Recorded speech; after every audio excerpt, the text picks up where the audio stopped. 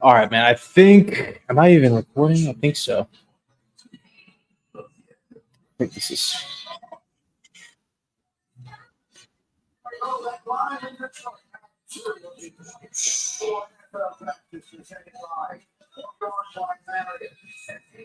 right, guys. I don't even know if I'm live or not. I guess we'll kind of wait and see for a little bit until. Let's see. There's a little update with this. Am I even freaking recording?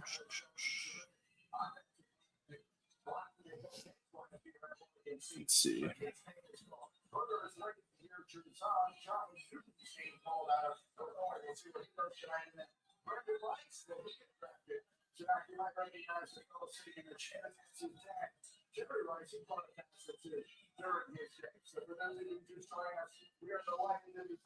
Man, let's see.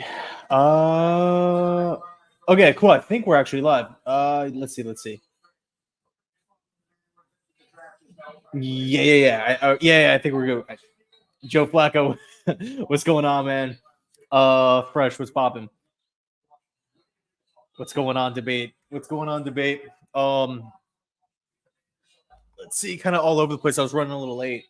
But yeah, we got the draft starting now. This thing's gonna be nuts. I'm really hoping that the Jets move up for a wide receiver, if I'm being honest. Can you guys hear me okay too, by the way? Let's see. What's up, man? What's going on? How you feeling, bro? What do you think about the wide receiver from Texas, Mitchell? Dude, I really like him, man. I think if the Jets want to move up to go snag him, that'd be awesome, in my opinion.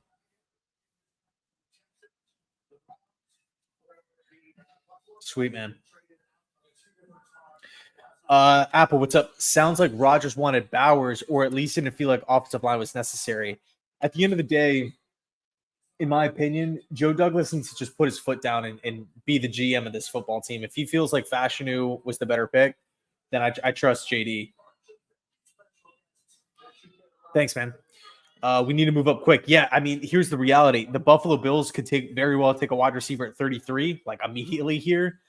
And then we got the Patriots sitting there as well. I would assume that New England's going to be in the wide receiver market. Sorry, I'm looking down here. I'm trying to just adjust this mic. Hey, thanks so much, man. Thank you so much. Back for round 2. Let's go. Who's the number 1 wide receiver for today? I think the consensus is AD Mitchell. Well, I shouldn't say consensus, but I think if you ask people, they would say AD Mitchell from Texas, who could have went in round 1. I thought, honestly, he was going to be in round 1. But I love Keon Coleman. I really like Troy Franklin from Oregon. Malachi Corley, somebody that I would keep my eye on, but maybe in round 3. Man, there's so many options. So many options at wide receiver. Brandon Rice from USC, maybe another round 3 guy. It was really crazy to see that Leggett, Pearsall, and Worthy all went in the bottom half, or the bottom last 5 picks. Mitchell. Hey, what's going on, Outlaw? Good to see you. Jet Central. Hopefully we trade back into the second round and get a wide receiver. That'd be cool, man. That'd be really, really cool. I think Keon Coleman is my probably best receiver on the board. But I think if the Jets were to move up, they would go with Troy Franklin. Oh, Roman Wilson too.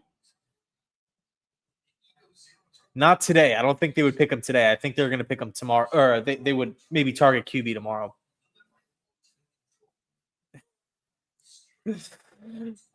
Man, there's some things with Robert Sala that I really, really like, and then there's some things that I really, really don't like. Maybe give up a third and some future picks to the Bengals. I think the problem with T. Higgins is you have to pay him. Now, I am all about paying T. Higgins. I think he's good enough, and he's only 25 years old. I mean, come on, like you can literally sign T. Higgins to a 5-year contract today. By the time that deal ends, he's going to be as old as Mike Evans is right now. Think about that. That is nuts. 25 years old, size, speed, hands, playmaking ability, production, 2 years with 2,000 plus yard receiving seasons. I really like T. Higgins, and this is, by the way, as he's the wide receiver too, so he's not even getting the primary bulk of looks, in given plays. So I think T. Higgins makes a lot of sense for a lot of teams. I think the Carolina Panthers are probably the team that makes the most sense because he would come in and be the best receiver on the team. Nice pairing with Thielen, Leggett, and Deontay Johnson. Went to Clemson, so there's that connection there. But they can also afford to pay him. They have so much space. I absolutely hate to bring this team up, but admittedly, I could see the Patriots trading for T. Higgins. I could see them trading pick 35 here for T. Higgins because they have over $50 million in cap space. That's insane. They went QB early on, so all these receivers are already off the board. And T. Higgins is so damn young, it does make sense for New England. If I was a Pats fan, I'd be hoping for T. Higgins. As a Jets fan, I'm hoping they trade back or something. The guy from Georgia? Oh, McConkey, Lad McConkey. Yeah, Tez Walker, Malik Washington, Polk too from Washington. Jason, what's going on, man? Let's see. Tigo, what's going on, man? What's going on? Good to see you. Dude, we got to do a collab, man. Okay, so we got Goodell coming up here on the stage. We'll see what is going to happen here. Man, but we got a lot of action here early on in the top of round 2. With the Bills and then the New England Patriots. So two Jets rivals here early on.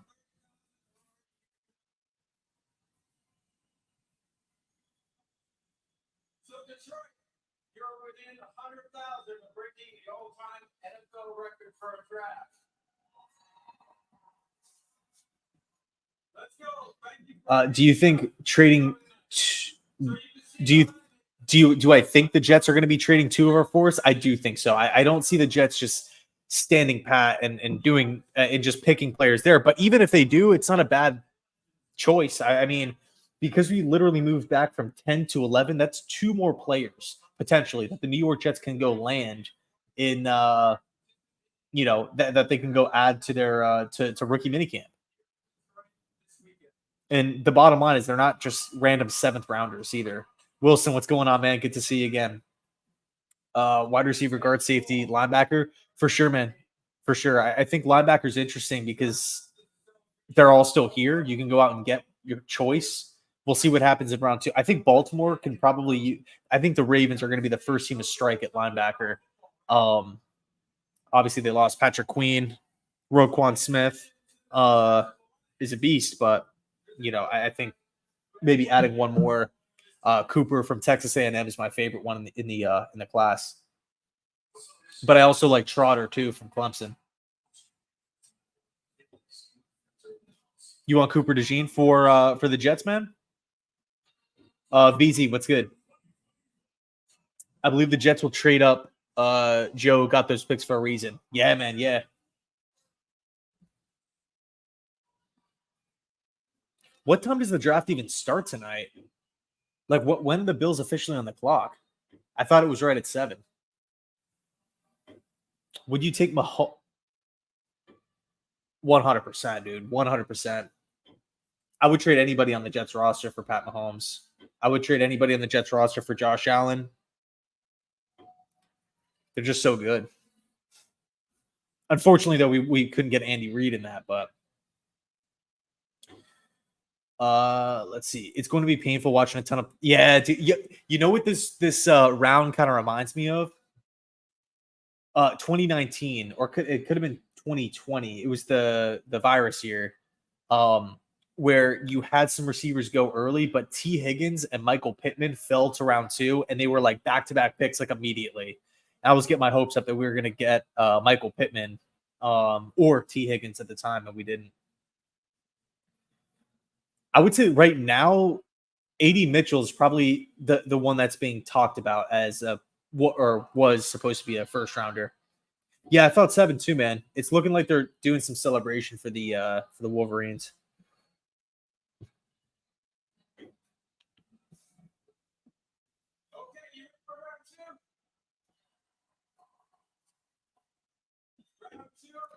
Tigo, yes, yes, we do. I'm always down. Let's make this team better today. Let's go. 2 wide receivers, a guard, corner / safety, running back. Not all in on the draft per se. Yeah, I agree with you, man. We still need to round out the team. Okay. Excuse me. The Buffalo Bills they're on the clock with 7 minutes. I could have swore it was 5 minutes or less for round 2 and 3. Whatever. The Bills are on the clock here. So we got the Bills at 33.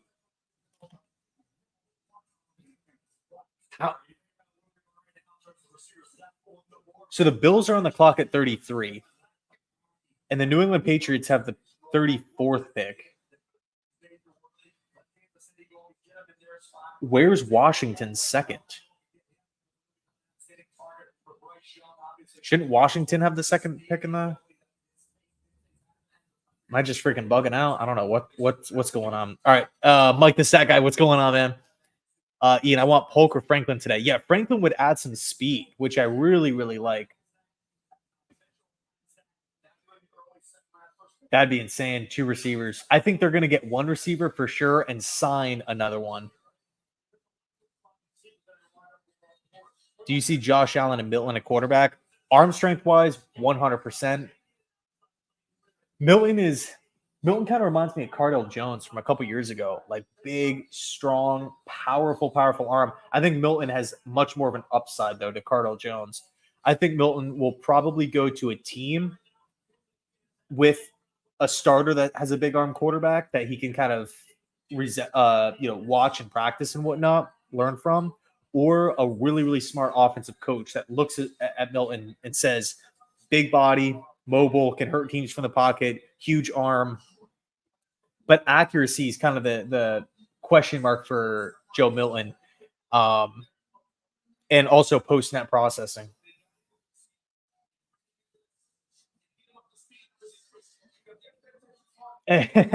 Damn, what's going on, man? I like Rattler at 72. What's your take? Dude, I really like Spencer Rattler. I don't think he's going to be there, though.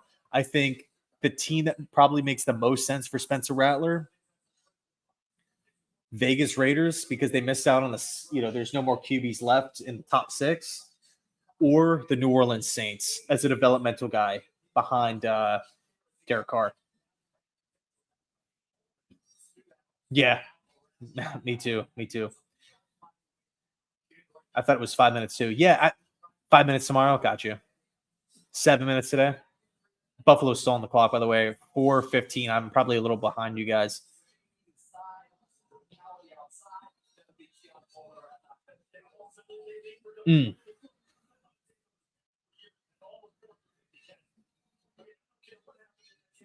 Did Washington get a pick taken away as punishment?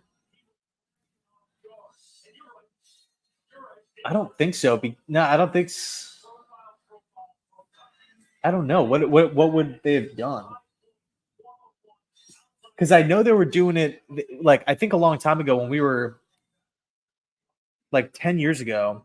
They swapped the first and second pick, if I'm not mistaken, in the second round. So like the team that got the first overall pick had the first pick or had the second pick in round 2.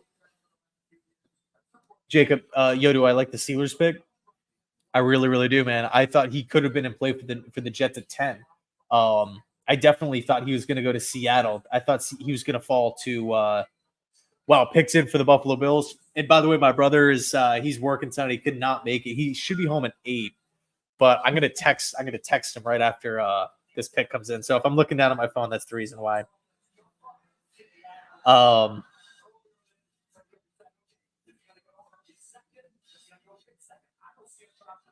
But yeah, we'll see what happens here. It's got to be wide receiver or corner too. I think McKinstry makes a lot of sense for the Buffalo Bills. But yeah, man, Jacob, I do like Fontano.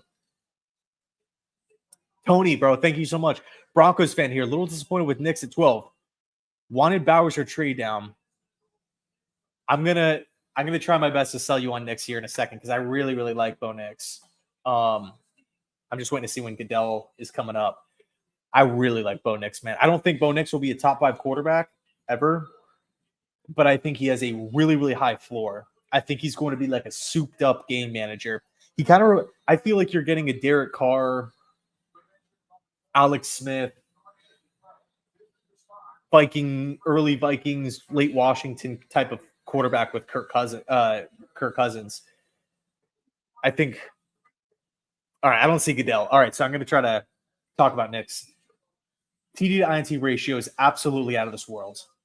Absolutely out of this world. He takes care of the football at an extremely high rate, right? You look at everybody talks about, oh, he only throws screens.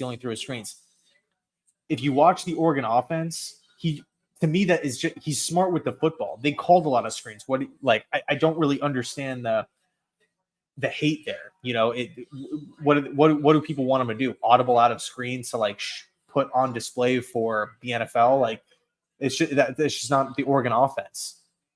The Oregon offense was all about speed, get up to the line, let our athletes beat the opposing team's athletes. I'm totally fine with Bo Nix throwing screens. He has success under center. He has mobility. He can hurt teams within the pocket and outside the pocket. He's a leader. Players love playing for him. Oh, yeah. Here we go. It's not even Goodell tonight.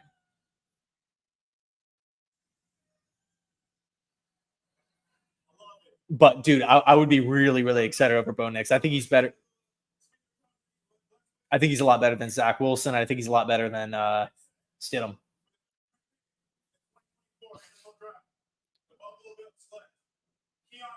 No! Keon Coleman of the Bills.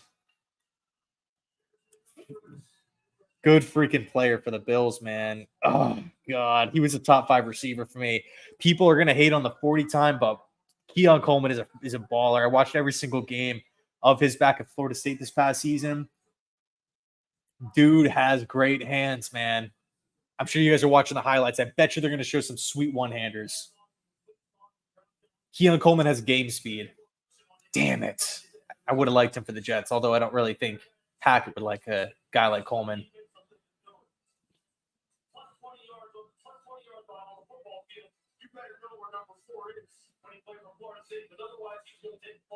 Yeah, the whole Knowles offense with Trey Benson, Jordan Travis, and their defense was freaking awesome too. From a coaching perspective, from a recruiting perspective, Florida State is back. Florida State is they're loaded, and Norvell is an offensive genius. There's one of the one-handers against Syracuse. Oh, such a nasty play. This slant where he puts a move on the safety, boom, touchdown.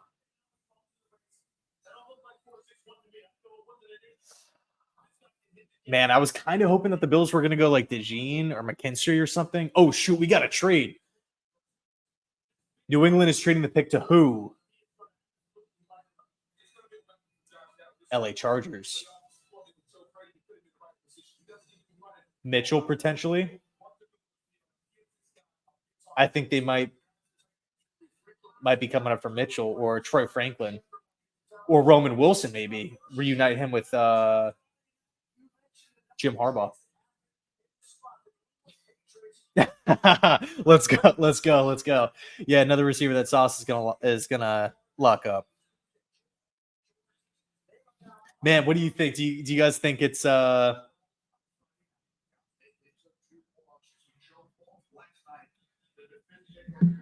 you think the Chargers are gonna go with Roman Wilson? Or you think they're gonna go with Mitchell? And by the way, the Jets' next closest pick is 72. So we're gonna be chilling. Unless we move up. And we can move up at any time. Yeah, there's Washington right there at 36. I know they got a 2 from Chicago for Montez Sweat. And they got a 3 from San Francisco for Chase Young. Chase Young could be a sweet acquisition for the Saints too, by the way. I think nobody's talking about Chase Young having a bounce back here, but I can see him doing that. Braden Fisk, DT from Florida State. Chris Jenkins, I feel like would be an awesome fit for the Jets. I feel like Jenkins is a solid guy.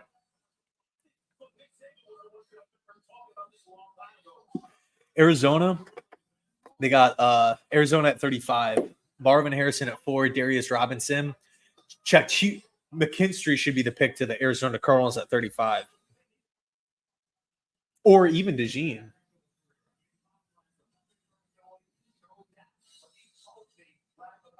I guess it kind of depends on how they feel about him as a safety versus corner.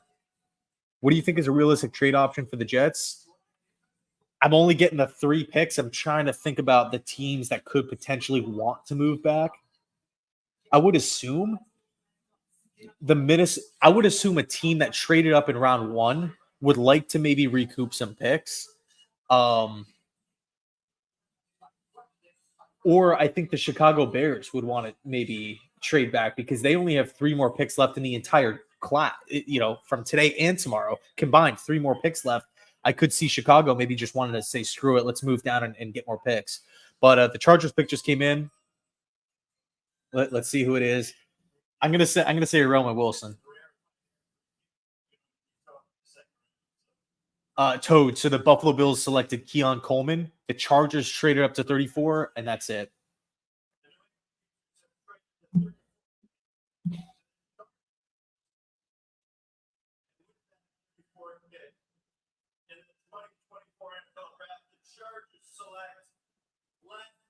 Lad McConkey going to the Chargers. Okay. Another wide receiver. That was my fear, was that these receivers are going to go quickly, and right off the bat, 2 are gone. But man, there's so many guys out there. Malachi Corley, Brendan Rice, Roman Wilson, A.D. Mitchell, still Troy Franklin. That's 5 receivers. Here's a bit of an issue. The freaking Buffalo Bills, man, they have 2 second-rounders. And I know a lot of people were saying that the Bills were like losers on draft night, but I disagree. I mean, there were mock drafts, with the Bills trading up in the top 15 to go get Mitchell a day before the draft. So they had their pick between all these different receivers. They got their guy in Keon Coleman, and they get like an extra 3 from the Chiefs. They move up, I think 60 spots in the trade with the Panthers late in the draft. The bottom line is I think the Bills could double down on receiver, but then again, they also, in my opinion, can maybe use another corner depending on how they view Kyrie Elam. How do you think that new rule that a college player NIL? Yeah, I like NIL. It's great for the kids that end up getting hurt, which it sucks. But if they have an injury that hinders their future, at least they get some sort of benefit early on. And man, the NCAA just makes so much money. And so it's good that these guys can, make some money off of what they do and their name. How does it impact the rookie pool? I would say it just would crank out more refined players to the NFL and make college football a better game. I mean, the reality is you can stick in college and make $600,000 a year. There's cases where you got college kids making $1 million a season, specifically a quarterback, top end schools. But that we're talking big money here. So, in years past, you kind of have to hope for either, the prospect wanting, if you're, hold on, we got another trade here. Cardinals are trading the pick to Falcons. Man, I wonder if they get a edge rusher. No. I think Newton probably makes sense on the inside for Illinois. I'm surprised Arizona moved back. Traded for Mitchell ASAP. Damn, I really don't want Mitchell to go to the Patriots at 37. Oh my God, man. That's crazy. Yeah, dude, I was in high school last time the Jets were in the playoffs. Yeah. Yeah. For real, man. For real.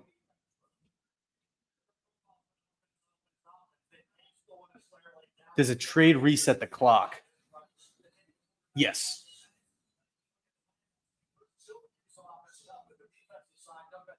Picks in for the Falcons. So we got ATL at 35, Washington 36, New England 37. What did New England? Man, I really wish they talked about what the teams were getting on the other end. I'm not going on Twitter, by the way. I don't want to see spoiled picks. I like to kind of have that like whatever natural reaction. I think it's just so much more fun that way. I was in middle school, yeah. Who's the 6'7" receiver? Johnny Wilson from Florida State. Really, really good, in my opinion. But he has to land with a team that values his size and is going to know how to use him. I don't know if he'd be the best fit for the Jets, given the Hackett situation, but wow, Bronx, wow.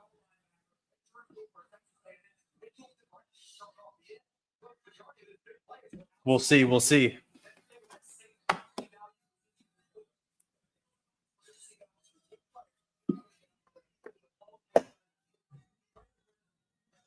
Thank you guys so much for chilling too, by the way.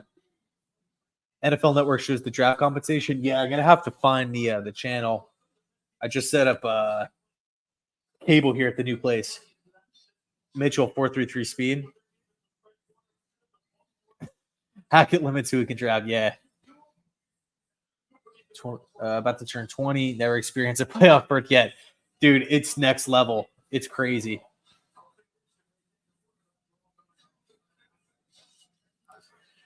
We need a slot receiver or take Adonai, move Garrett to the slot. We can move Garrett around, which I like. It's a good point.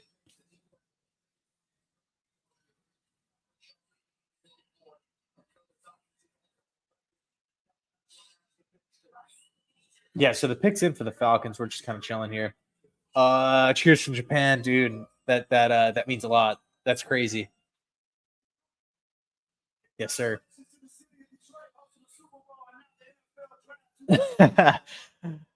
I don't know. I'm gonna say Johnny Newton to Atlanta. Cool, Michael. Cool.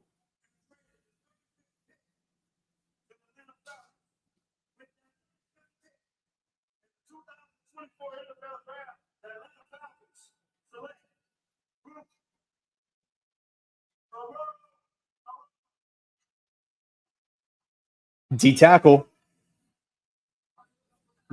from Clemson. I'm not going to even try to pronounce. I don't want to try to pronounce his last name here and butcher it. Really want Roman Wilson on the Jets. Hey, he could be there. We'll see. I'm gonna quickly flip on NFL Network real quick, and just to get the order of the picks, because ESPN only shows the pick that's on the clock and then the two others. Okay, geez.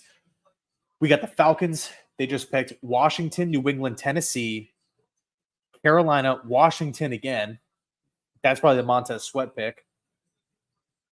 Green Bay, which should be ours. Green Bay is picking where we are, or where we were going to be at, which I think was 41. Houston, Arizona, Vegas, New Orleans, Indy, Giants, Jaguars, Cincinnati, Philly, Pittsburgh. There's a lot of teams on this list that really could use a wide receiver here. Carolina, Tennessee, New England.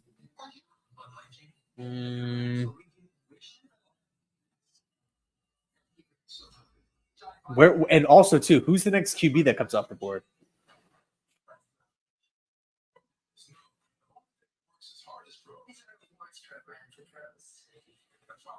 Baker has size. Good receivers left. Mike. A.D. Mitchell, Troy Franklin, Corley, Washington, Wilson, Polk, Rice, Baker, Walker. Love the insight.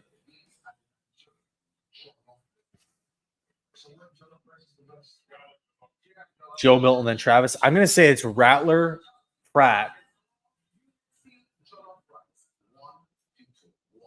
Milton, Travis Slovis. That's my guess. Rattler to Vegas. That to me makes a lot of sense. Rattler to the Falcons. No, I'm just kidding.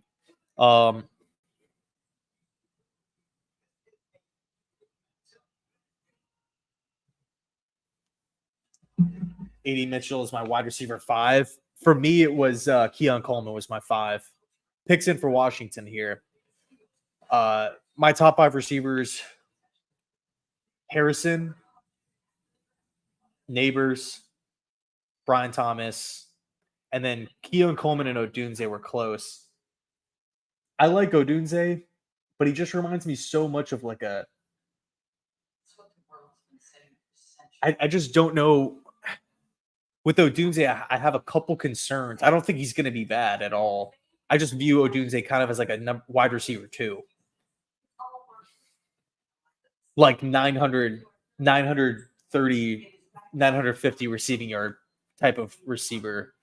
I don't really ever see him going. I mean, who knows? Maybe I'm dead wrong here, but yeah, picks in. Forgot McMillan. Bo Nix. Yeah, I went to Denver yesterday.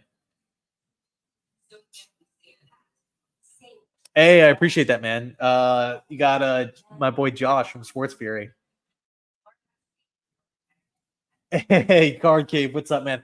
Hey, if you want to hop in the stream, obviously no pressure at all.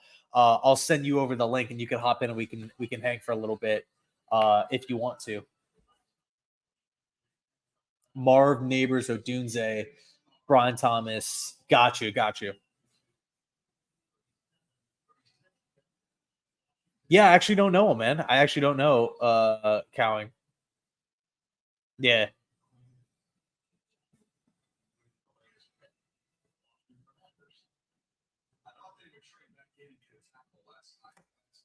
Give me one quick sec here. I'm gonna open up this door.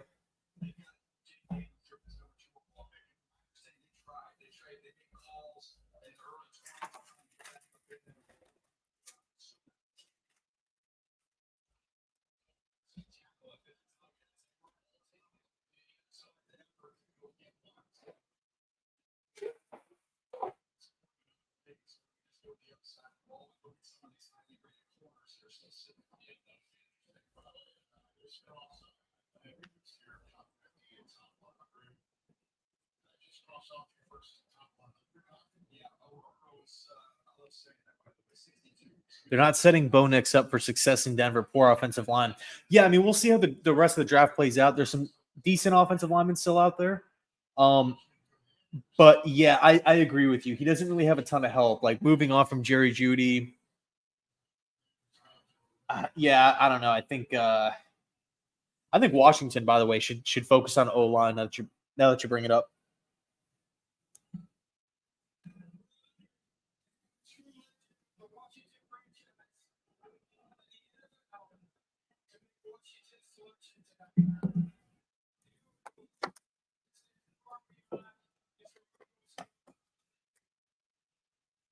Who do you think has been JD's best day 2 pick?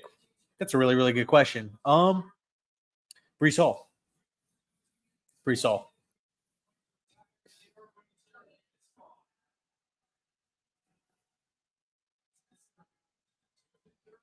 Rattler would be a nice pick for us, but I guess you have to wait until next year to get a QB.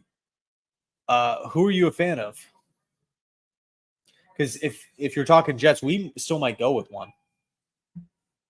Oh, Goodell is there.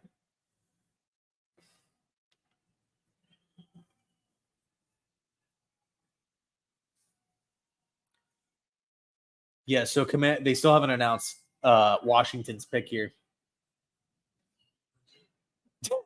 Daryl Green's, yeah.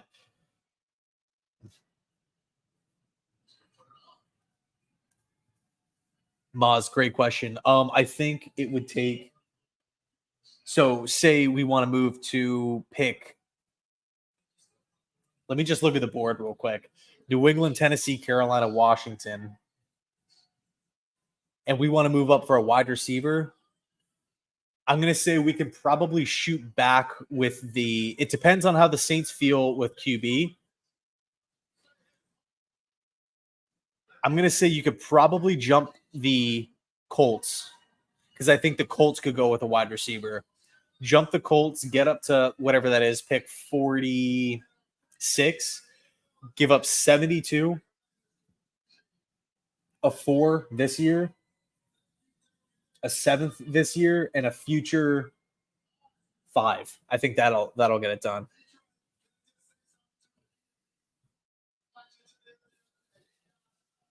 Yeah, they still haven't announced Washington's pick yet.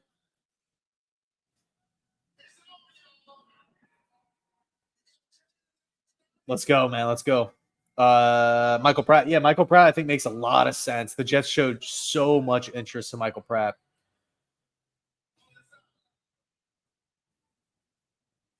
Yeah. Hey, Tigo. Hey, if you're by man, they're still not announcing the pick here. Never mind. Here we go.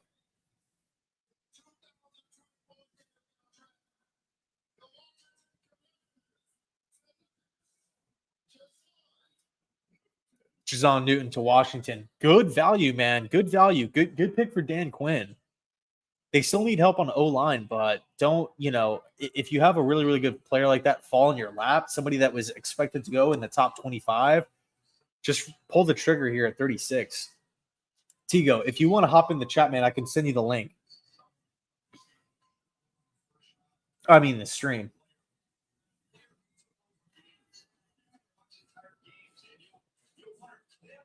Hopefully New England picks O-line. I'm going to flip back over to ESPN real quick. Well, and also, too, what was your guys' craziest round 1 pick? I think for me, it was Penix, and not necessarily saying if you like it or you don't like it, but just like the one that caught you off guard the most.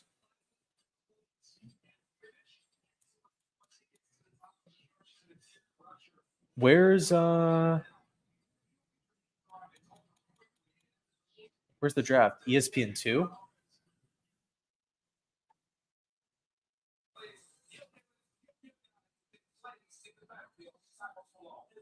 So Washington got Jaden Daniels and Jazon Newton, 2 first-rounders. They got another second-round pick here coming up in a minute.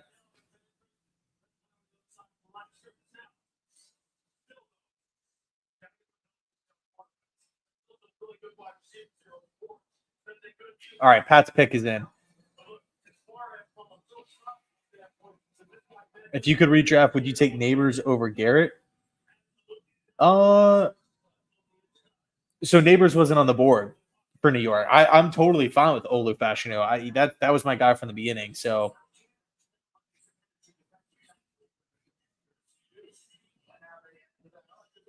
gotcha. Cool. I'll send it over Twitter. Let me see. I haven't been on Twitter in forever. All right, here we go. We get the Pats pick.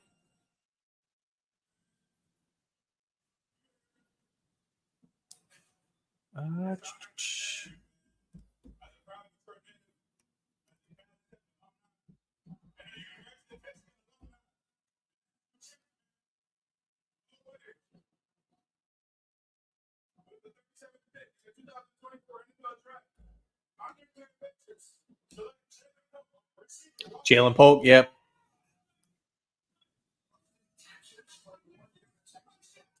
Interesting. I get it, right? Big body. I think Polk is more of a not really a burner down the field. I'm surprised Franklin is kind of. I mean, we're only a couple picks in, but I'm surprised Troy Franklin's still on the board. I like his game.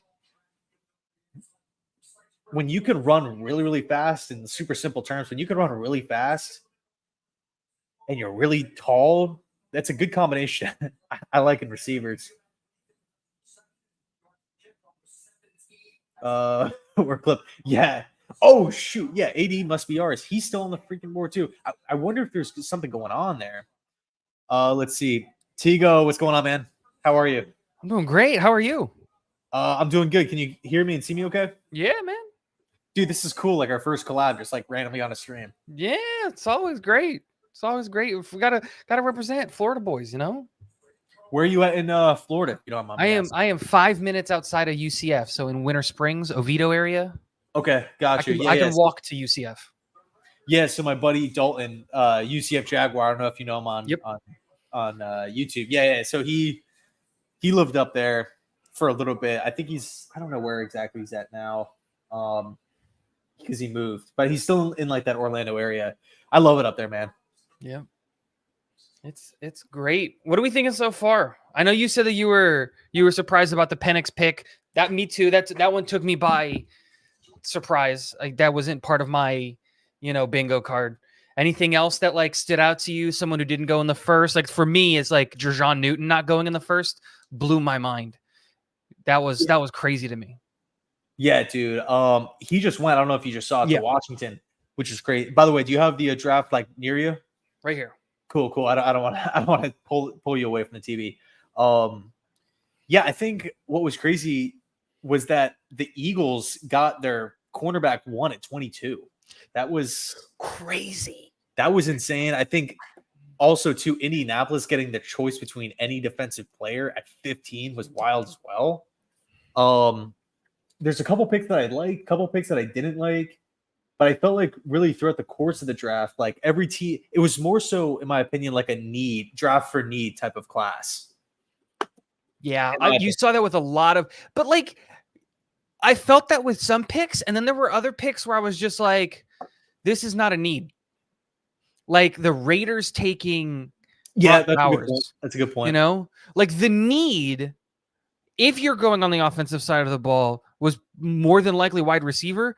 Like how I know that they've got Devontae Adams and Myers, but like you just took Mayer last year in the second to take Brock. It's just a weird situation. I don't know. I think, maybe they have the mindset of like we missed out on a quarterback. We're just going to give Minshew every weapon we possibly can. It's going to be insane. Yeah, dude, like they do have quite a bit of weapons. I mean, Mayer, good rookie year, Bowers, Devontae, Jacoby Myers, like you said, a better offensive line. I think the Raiders can go Spencer Rattler though in round 2 here in a little bit. Maybe that's an overdraft, but I could see it. I'm not a Rattler guy. I think that there was too much inconsistencies in his game. The highs were really high, the lows were really low, and I don't like variability in a player. But I think if you're the Raiders, especially like coming up soon, dude, only 3 corners have been taken, and they really need a corner. It's just Even O-line too. I could see the Raiders maybe going in. I don't know. It's so tough to kind of predict where the like mid to late round QBs go, because I feel like you always kind of see like the most random teams half the time. But with the 6 QBs going in the top 12, like I feel like the other guys, there might be a reach. Las Vegas, New Orleans is right in that spot. Las Vegas, New Orleans, the New York Giants, they're right in that area of team that might take a swing on a guy, because those were the teams that were apparently interested to come up to 8 to get the Falcons to move off of Penix. Like that was the rumor. They were coming up for Penix, and the Falcons kind of felt pressured into saying, no, we're going to take our guy. Right. Yep. It's why the Jets weren't able to get to 8. The Jets were trying to get to 8 for Odunze is what I saw the report was, but we couldn't get to 8 because of the fact that they weren't moving back, because they thought that 9 would get sold and they wouldn't get Penix. Interesting, man. Interesting. Like it's kind of crazy. Like I don't know, man. Like I would love to be a fly on the wall in the war room, just kind of like monitoring all the calls and stuff like that. It'd be so much fun. Just leaning in the back corner, just up against the wall, and just headset. I just want to hear what's going on, man. Right. So we got the Titans pick in. Let's see. I don't know if they're going to announce it now or if they're going to commercial. And Tigo, you might actually be ahead of me potentially, or I might be ahead of you. So I don't want to. Whenever the pick comes in for you, you just react, and then I'll go off of your reaction, because I might be ahead. I think you're going to be ahead of me, but as long as it's not, I don't care about getting the pick spoiled. Okay. Yeah. So I'm not hopping on Twitter or anything like that, because I don't want to have the pick spoiled. But here we go with the Titans pick. We'll see what they go. Yeah, the Rams traded up with the Panthers for the next pick. Did they? I wonder what they can do. Ooh. Corner maybe for the Rams. All right, here's So I Tennessee. think I'm ahead of you.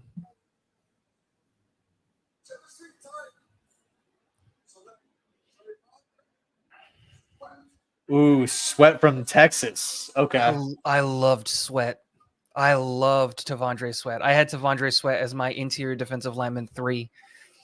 He is so big and so strong. I was hoping that all of the offseason stuff would push him down the board, and he was a guy that I was sneakily looking at 72 just because I just love the player. He's so good.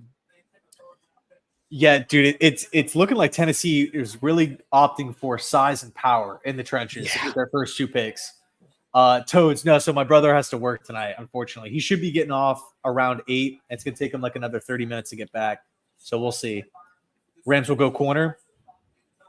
Yeah, so Tigo, I'm at 6 minutes, or the Rams now on the clock is showing on my screen on ESPN. 6 minutes, 26 seconds. Oh, I'm on the NFL Network.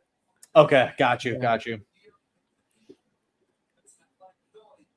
I can't stand Mel. Like when he speaks, and it's not even like his takes or anything. You're allowed to have wild takes. I can't stand the sound of his voice. I don't know what it is. It's just grating, so I don't do it. I don't even know who's on the NFL Network panel. Rich Eisen, Joe Klatt, and then Jeremiah, Bucky Brooks. I always like Bucky Brooks a lot. Rap Sheet. The guy from Good Morning, the NFL Good Morning Show. I just like the lineup on the NFL Network better. I think that the ESPN broadcast looks nicer. Like they put more information that matters on the field. But I will say this. The defensive tackles are flying off the board here. They did just lose Aaron Donald, right? Because he retired. Yep. Is this the Chris Jenkins move? Do you come up for Chris Jenkins out of Michigan? Dude, that does make some sense. All right, I think the corner makes a ton of sense too. Oh man, the Rams gave up a lot. 2024 5th and a future 2 to move up 11 spots. Wait, what? We're not coming back into the second if that's the going rate. I mean, I think we could get back into the 50s, but I don't know if Mitchell will be there. I was seeing a couple people. I was about to say, Connor Hughes just tweeted, the Jets are actively exploring a trade up into the second round. Sources tell SNY TV. Belief is for a receiver. Jets want Franklin. Yeah, it makes so much sense for Troy Franklin. I'm surprised, but I mean, I'm cool with both receivers, Franklin or Mitchell. But I think Franklin maybe makes more sense. You might be ahead. I am ahead. Brandon Fisk. This is an underrated player. By the way, Florida State, Burse and Fisk on the same D line now. That was my instant reaction. I was like, oh, 2 Florida State boys going to the same team, going across the country. Wow. Okay, so I got a buddy that's an Eagles fan, and he just texted me that the Eagles have just traded up to 40. So we are seeing tons of trades. Are they getting another corner? Because Slay and Bradbury were not good. Yeah, they just came up there on the clock. I really hope the Jets come up. If they can walk away with A.D. Mitchell, to me, that's a home run. Well, who do you think Philly's coming up for? Not a receiver. No. Tackle, maybe? No, it's probably not a receiver. I don't think there's a tackle here that I feel. The real question is, who is Green Bay going? Like, what did Green Bay do in the first again? Jordan Morgan. So they went offensive line. So the question is, why did they have to get in front of Green Bay? What does Green Bay want? Yeah. DeJean. Okay, that would make sense. Or McKinstry. They could just go double. They could just double corner because Bradbury and Slay are a million years old. Is this Dude, Cooper DeJean? DeJean would be Is this crazy. DeJean? Is this the Great White Hope?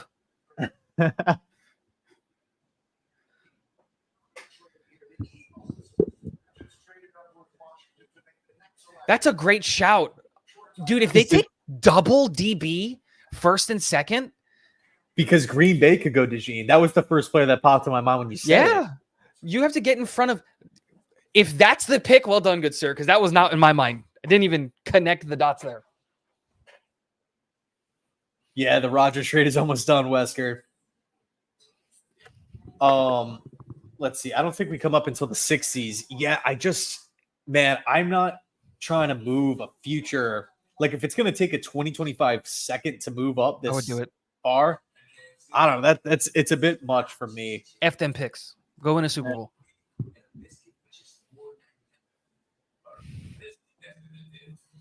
Man, there's still so many good players on the board. Oh, yeah. Jackson Powers Johnson, man, like he not necessarily saying for Philly, but do they have a plan with Kelsey retired? Yeah, Jurgens. They took Jurgens a few years ago as the Kelsey replacement. Because remember, he's been flirting with retirement for a couple of years now. Every offseason, He's been playing on like 1-year deals. I have a friend who he is a reporter for the Steelers, and because he's in there, he's got a couple of friends who are also reporters for Philly. So there are like 3 teams that I've got like people that like in the building, and Philly, the Jets, and then the Steelers are the 3 teams. Yeah. A weird combo, but yeah. JPJ's fall is one of those where it's just like, it's unfortunate he's as good as he is in the fact that he plays center. It's that 5th year. Yeah, I mean, but like what's crazy is like I feel like we get really good centers that are coming out and they fall every year. Like, dude, I remember talking about Creed Humphrey in the top 15 or whatever. I watched every one of those videos, Ian. Every single one of those videos because I was such a Creed guy. Yeah, I was like, dude, take him in the first. He's so good. We kept on passing on him, and he goes in round 4, and all of a sudden he's like a dominant center. Like the Chiefs, of course, get a steal there. But Linderbaum too. I mean, he was a first rounder. Was he a first rounder or a second rounder? No, he ultimately did go in the first, but it was like way late. It was later than anybody anticipated because people were mocking him early, and then he went at 25. Yeah, and then I remember Garrett Bradbury was a really good center. I'm trying to think of other first round centers. The Colts took one a couple years ago. Maybe it was a while ago, actually. Kelly from Bama for Indy. I was in 2016.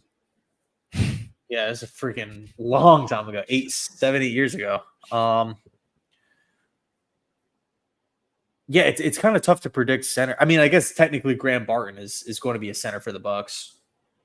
I don't know. The thing with Graham Barton is he has legitimate high upside at all 5 positions. It's just find out who the best players are, and then whatever's left, put Graham Barton in it.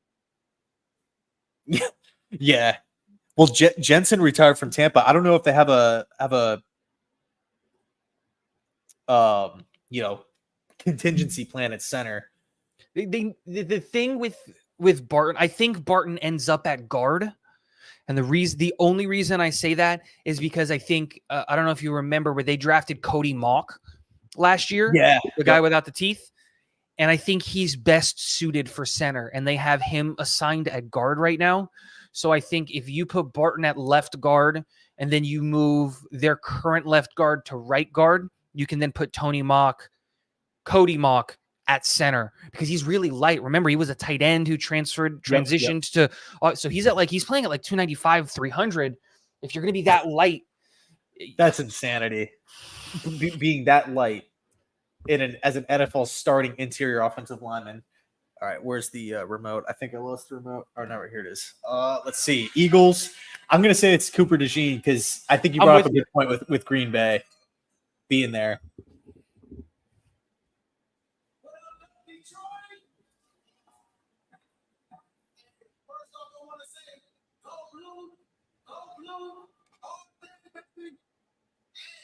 Packers trade with the who? Saints. The Saints came up. They're picking next. Oh, okay. Dude, did you just call it? What is he? Just say the pick.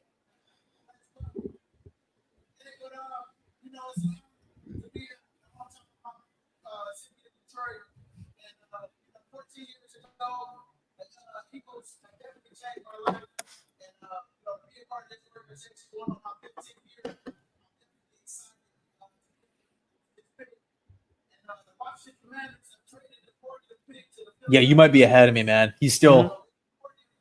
I just saw the pick.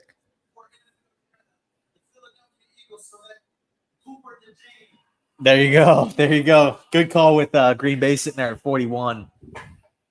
Man, he doubled down on DBs for Philly. That's crazy. They realized last year that the bigger aspect of their Super Bowl run was the defense, not the offense. I think that's what they saw. Is they saw a step back in safety, linebacker, and cornerback play, and that defense kind of faded into averageness.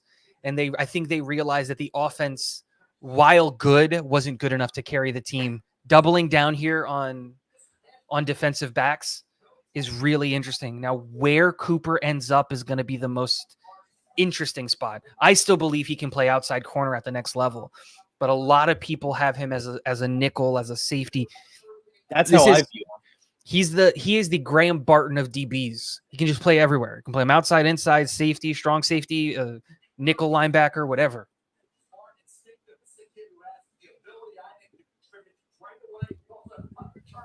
He's similar to Honey Badger coming out, where he can just play wherever. Yeah. That's a great shout, actually. Who picks in for the Saints? You probably, I don't know if you've seen it already, but no, I haven't. Is this a wide receiver? Did they come up to try to get in front of Houston for a wide receiver? Yeah. What does Houston need? Interior defensive lineman, but they're gone. Probably need another corner. Maybe there. Right? Who's left for corner? I don't actually remember. Well, McKinstry is still on the board. And Kool-Aid, there it is. That's probably it. The top 3 corner for me. I really like his game. I had Kool-Aid. Kool-Aid was cornerback 4 because I had Cooper DeJean as cornerback 2. Like I still think he can play corner. Eagles got a steal. Yeah, man. They got Maddox in the slot still. They do. So it would be Slay. Mitchell would be the outside guys. And then, I guess, how do they view DeJean, safety or nickel corner? I don't know. But there must be a plan there if they're going to trade up for him. Yeah. It's interesting. Like I said, there's a lot of what's going to happen here with the New Orleans pick. Because history. Yeah, it is Kool-Aid, which then tells me that they believed that Houston's going corner. Also, too, I wonder if Marshawn Lattimore ends up getting, because there's some. I like New Orleans, and there's been some talk that New Orleans can maybe move off Lattimore a year too early as opposed to a year too late. They have a bunch of really young, good corners like Paulson Adebo. Paulson Adebo's a stud. They also got the Alontae Taylor from Tennessee a couple years ago, and he looks nice. And now if you're trading up in round 2 for like somebody who I envision as a starting outside guy, I think it makes maybe Lattimore expendable if they want to move off of him. They couldn't do it this year. Crazy.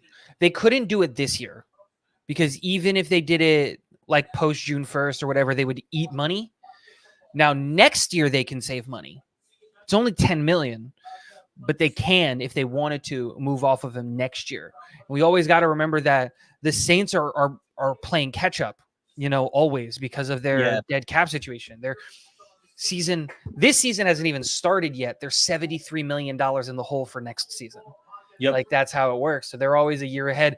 Makes a ton of sense to go Kool-Aid, especially because Kool-Aid was the guy that I had pegged as he has all of the athletic traits for a corner that you want. Twitchy, quick, the eyes are in a good spot. The problem is that the head can't process as fast as his body can move. So he maybe needs a year or two to get it, like to understand it. And to sit in a room with Adebo and Lattimore and play nickel for the first year, is going to give him a big opportunity to learn and to develop and to become the guy that he is. Houston pick is in. I know, he's kind of a punchline, but dude, I think Dennis Allen is one of the best defensive coaches in football. His defensive system is awesome. Just multiple looks, the crazy blitzes. You feel like every single defensive back they select, they just start developing like really, really fast, and they always see time early on in their career. To me, that's a Dennis Allen type of pick. So Houston's pick. Interesting. Interesting.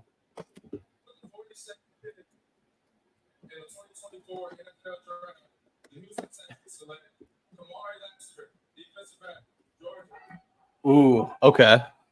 Maybe that's so the Saints. Yep, you called it right there. They were going corner. Very interesting because Kamari Lassiter is a nickel at the next level. I don't think he's going to be able to play outside.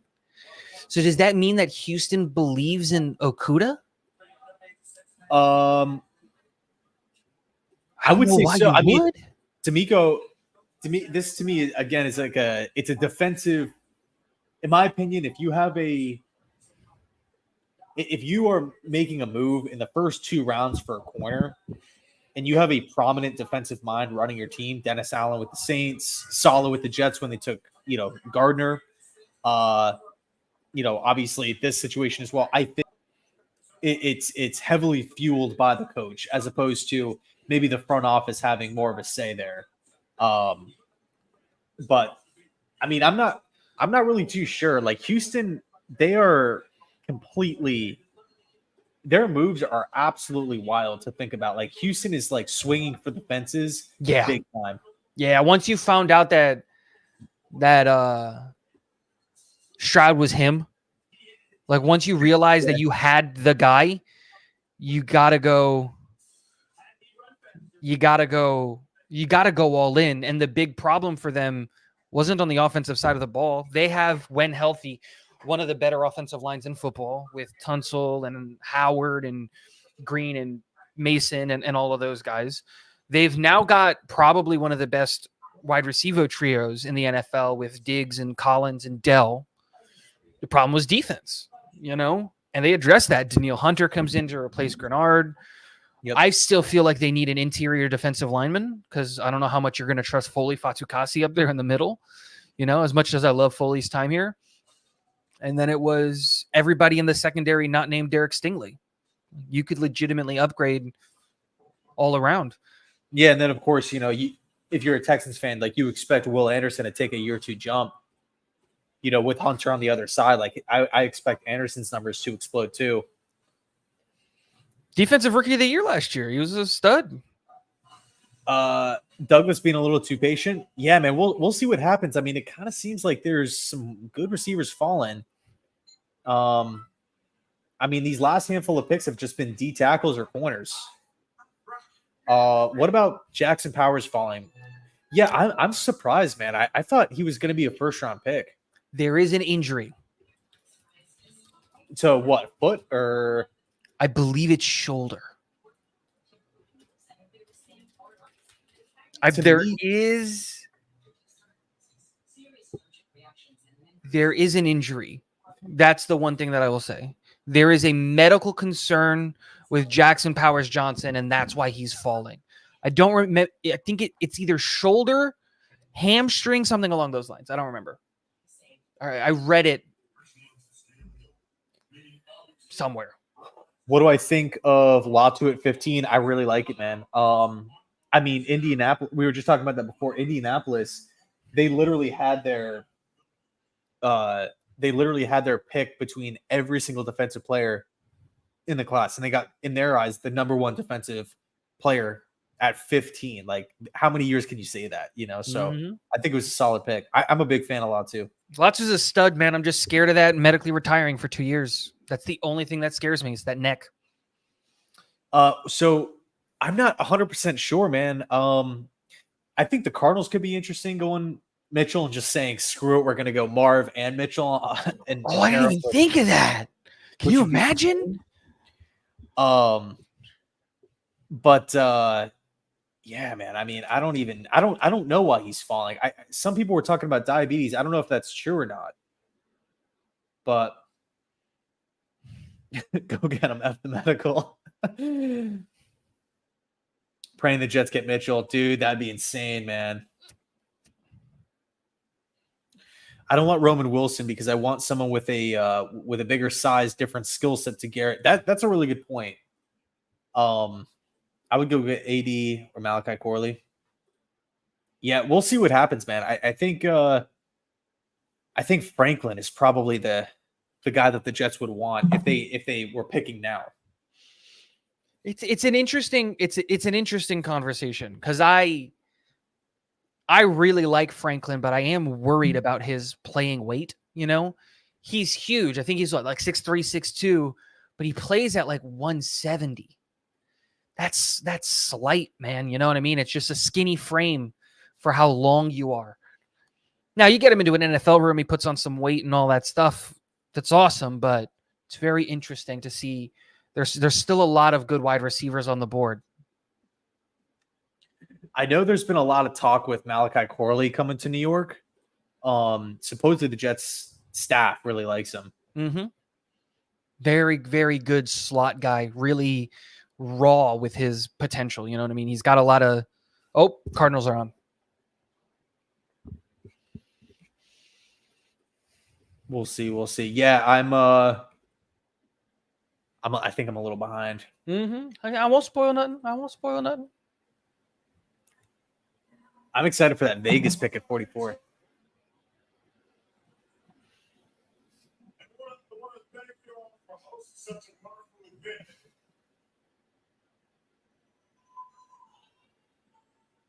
Where's all my Cardinal fans at?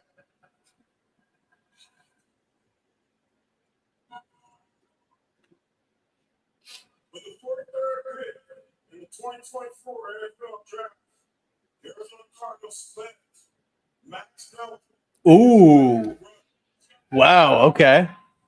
Max Melton. I love the Senior Bowl definitely helped him. Oh, yeah. He was shut down. He was my sneak pick in like the third or the fourth every mock draft, and then he went to the Senior Bowl and dominated. And I'm like, no!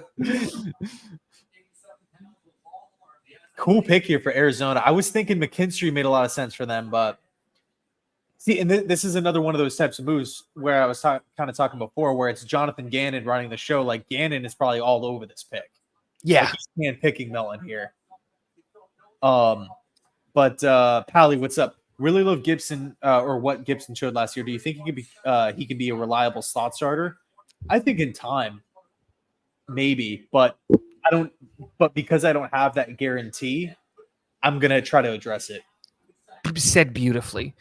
I love Gibson as a human, and will always remember the Week 1 win.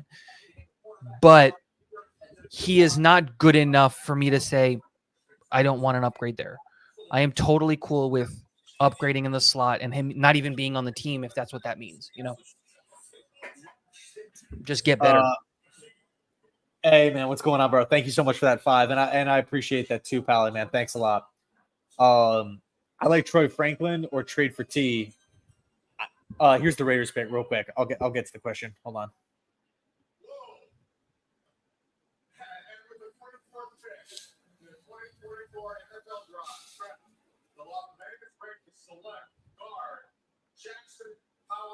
Oh, okay. They're loading up. they're like I said, dude, maybe they have the mindset of we gotta just make sure Minshew has everything at his disposal. This is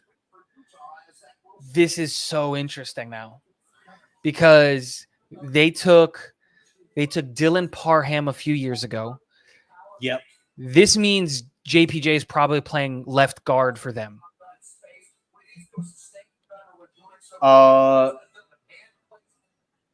Right?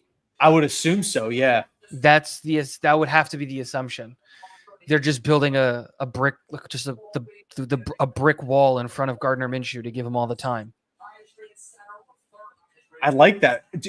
It's almost like the Raiders are just like their approach is we're gonna go with ballers, like we're gonna go with All-Americans. We're not gonna overthink it. We're not really gonna think about team needs so much. We're just gonna load the roster up with great football players that best player available. Yeah. Yeah, that's it. All right, so we got Green Bay here on the clock. 4 minutes left. So I love T. Higgins, man. I think the only concern is just the contract, which I personally don't mind paying. I just don't think the Jets can afford it. I think Carolina probably makes the most sense for T. What's your kind of thought process on that? I think if you're I don't think T. Higgins is going anywhere. That's my biggest thing. Like, my biggest thing is just they're not going to send him away. They went to a Super Bowl with the wide receiver trio. You know, it's that conversation with like Debo and Ayuk possibly being moved. I'm just like, dude, you're one defensive stop away from winning the Super Bowl. Why are you going to change anything? He can't go anywhere. You control his future. If he wants to sit back and pout, let him sit back and pout. He's going to play for your team eventually. All you need is for him to play in February. That's it. Or January, sorry. All right, here we go. Packers pick. This I did not expect. You got the pick? I saw the pick. This I did not expect.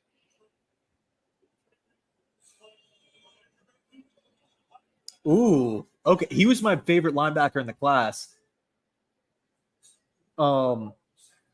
Panthers traded up to where? The Colts. They're on the clock. Yeah, I like Cooper. I thought maybe his best fit was Baltimore, but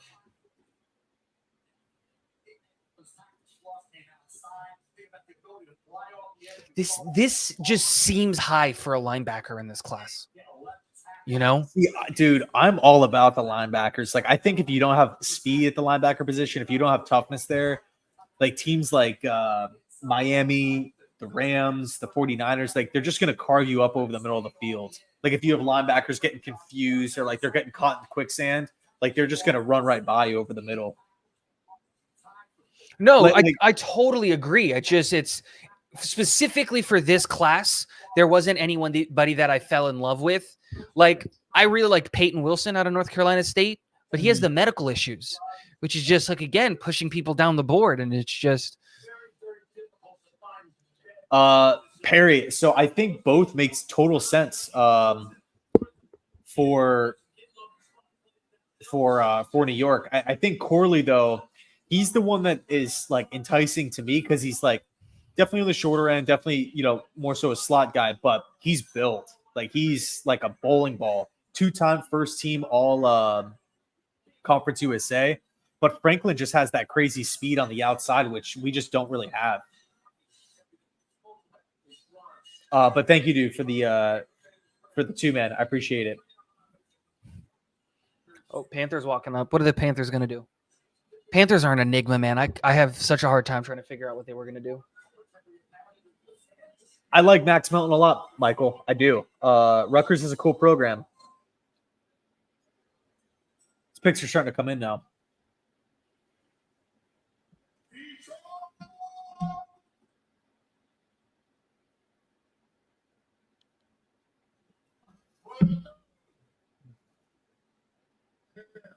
Feels good to be home.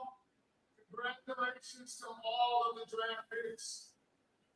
I welcome you to this NFL fraternity. I'm so excited for your future. All the coaches, all the players that I played with, just want to give you all a special shout out. Thank you. I know Coach Higgins is in the house. You know what my heart is too. All right, let's see here, Carolina. Have traded the 46th pick to the Carolina Panthers. Wow. Yes. And with the 46th pick in the 2024 NFL draft, the Carolina Panthers select Jonathan Brooks. Ooh, running back. It's a good move. DXP called it. Good stuff, man.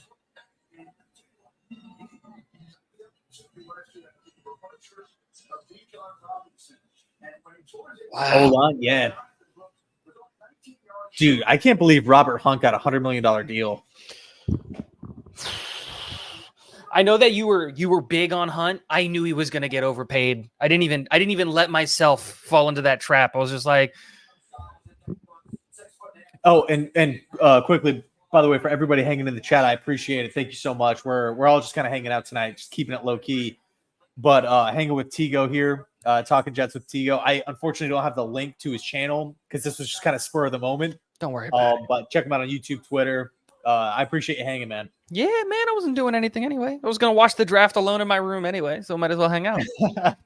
I'm doing the same thing, but we're all digitally hanging out. But going back to linebacker real quick, one point I want to make there. You look at all the good defenses in the, I mean, really, yeah, like all the good defenses that made deep playoff pushes, like Buffalo, Matt Milano, they had great production from Bernard, even the Chiefs with Tranquil, the Niners with Fred Warner, the Steelers just paid Pat Queen, Roquan Smith, Baltimore made him a priority.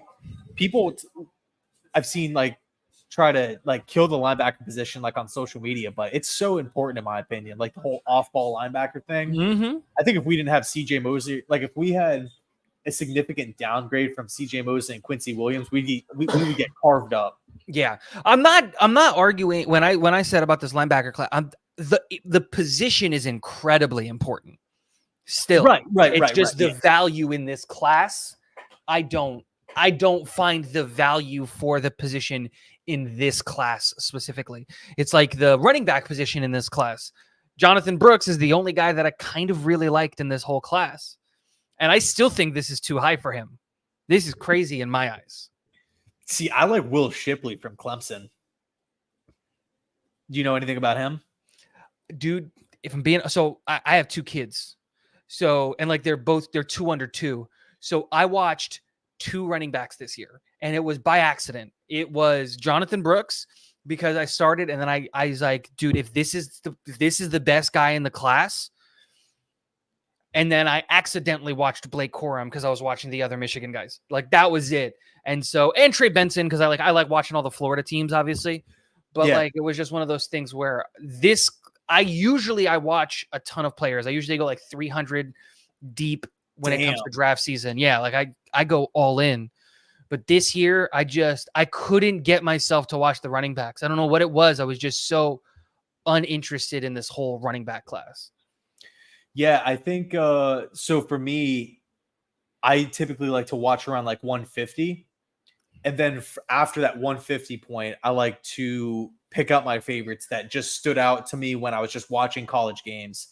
That's kind of been my approach. I mean, I'd be lying if I said that I watched film on every single 6th rounder and every draft eligible person. You know what I mean? I mean, even too in some 800 cases, guys come out every year. So yeah, dude, it's hard to find film sometimes too. Mm-hmm. I know some sites too like require a subscription and whatnot, but Oscar, do you expect Douglas to stay at 57? Our next pick is 72, man. We who's even at 57 right now? I don't know. 57 is the Bucks. Yeah, so we're at 72, man. Originally, not our 4th round pick. Our 2nd round pick was 41, which Green Bay had because of the Rodgers trade. But the pick's in for the Giants. I'm still on commercial. Me too. Man, Mitchell is still here. It's crazy because the Giants pick is in, the Jacksonville pick is in, Cincinnati's on the clock. So do you know who's going these next 2? No, I have no idea. The only thing I know is that both of the picks are in. Okay. I could go to Twitter real quick. You can find out, but yeah. No, I personally, I did that like years and years. I think in like 2017 or something, and it was cool for like the first 5 picks. But then I'm like watching the picks get announced with like no like energy, anticipation. Yeah. So especially too with the stream, I like to try to keep all the reactions. Wow, like that. No. It's not. I don't know what the pick is. This is how far the broadcast is. The Giants pick is in, the Jacksonville pick is in, and the Cincinnati pick is in. The next 3 picks are already in. So we should go quickly. Washington is on the clock. They must prolong it because of commercials. Yeah. And they probably tell these people, wait in the back, don't come out and announce the pick. And so, I mean, it seems like on day 3, they don't even care about it. They'll just announce picks during commercials. But yeah, we'll see who the Giants pick here. And then Tigo, if you mind just watching the man in the chat for a little bit, I'm going to run to the bathroom. Yeah, go ahead, man. Cool. Yeah, I don't know what's going on with that 57 thing. We're at 72, I believe. 72 is our next pick. Oh, interesting. Very interesting for the Giants. I like this for them.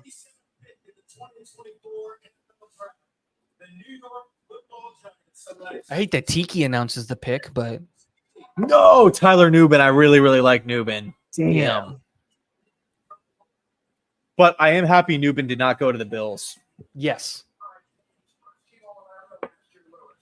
He's my favorite safety in the class, man. So their new safety room is going to be what? Pinnock Nubin. Right? Because they still have Jason Pinnock. Yeah. And they lost Xavier, the X-Man. Mm-hmm. I'll be right back, man. Go quick, because those picks are already in.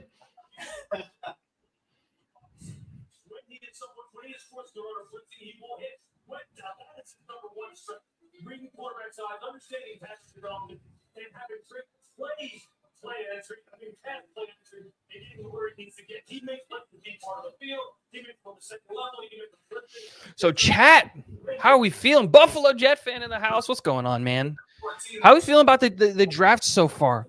I'm gonna say this. I'm on board with a lot of what everybody is saying about coming up for a wide receiver, but it makes me really warm and fuzzy inside to see a lot of these defensive players going, and we're looking at the wide receiver room, of players that are still available. A.D. Mitchell's still there. Troy Franklin, Roman Wilson, Malachi Corley, Tez Walker, Javon Baker. All these guys are still on the board still. It makes me feel nice and fuzzy because, more defense. Let the defensive picks go. Let them go. Keep it going because the more defensive guys go, the farther the wide receivers can fall, and it'll make the cost of whatever it is that we have to pay to come up for a wide receiver a lot less. So very interesting there. Jags are making their pick right now. Also want to thank the Detroit Ravens for letting me play here and supporting me. All right, we back. Jags picks up. Do you know who they're going? Yeah, with? I just heard it. Okay. BFJ, what's? Ooh, Mason Smith. That was actually my Jets 3rd round pick in my first mock I did in the regular season. Bro, Buffalo Jet fan, don't send a super chat, man. What are you doing? I'll send you the link if you want to hop in.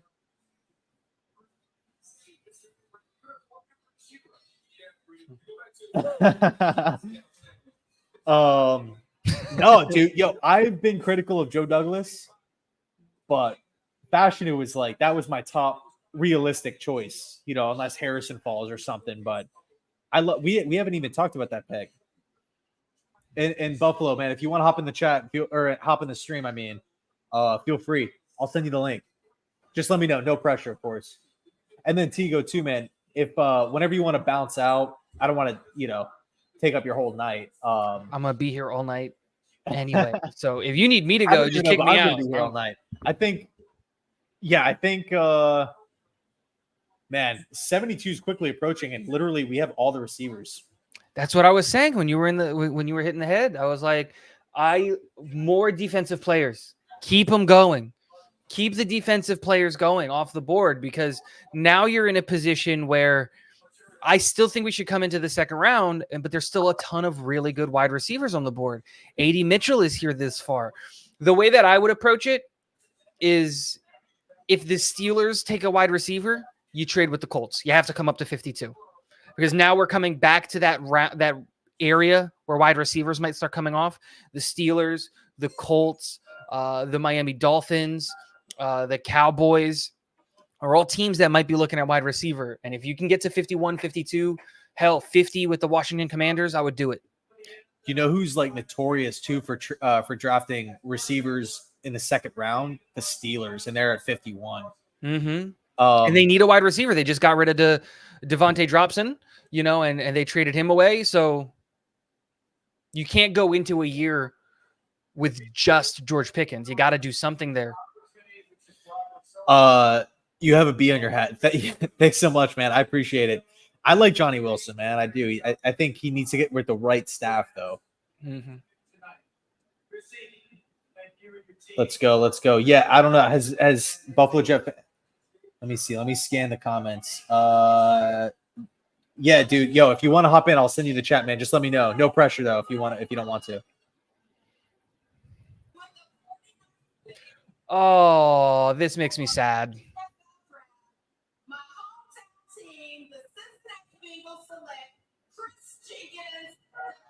Good pick for them. Great. It's a great spot for him. It's a great fit. I wanted Chris Jenkins in the worst type of way.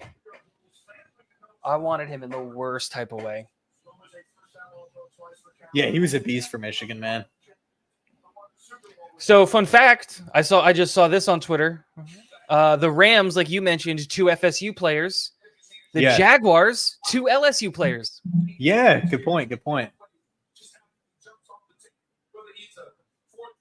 What do you like, Tez Walker? I don't dislike Tez Walker, but I don't like him. If that's the pick, I'll be like, okay, cool, Tez Walker. Yeah. Like I am lukewarm on Tez Walker. It's not when you get to that area, like this is going to be a little bit of like if you're picking Tez Walker, I would prefer Javon Baker out of UCF. That's partly because I go to UCF and I'm an alum and I like Javon Baker, but so that might be a little biased, but it's just like if you're going to be taking those types of wide receivers, I prefer Javon Baker. That's just me. Yeah, man. So that's his son. Yeah, that's his kid. I don't know. I don't know much about Baker, to be honest with you. What does the chat think about Brandon Rice? I like him. I like him too. I like some other guys more, but like when I think of Rice, I think of a 3rd round.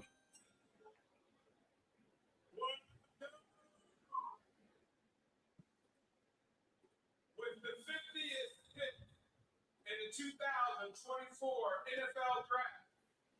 Wow.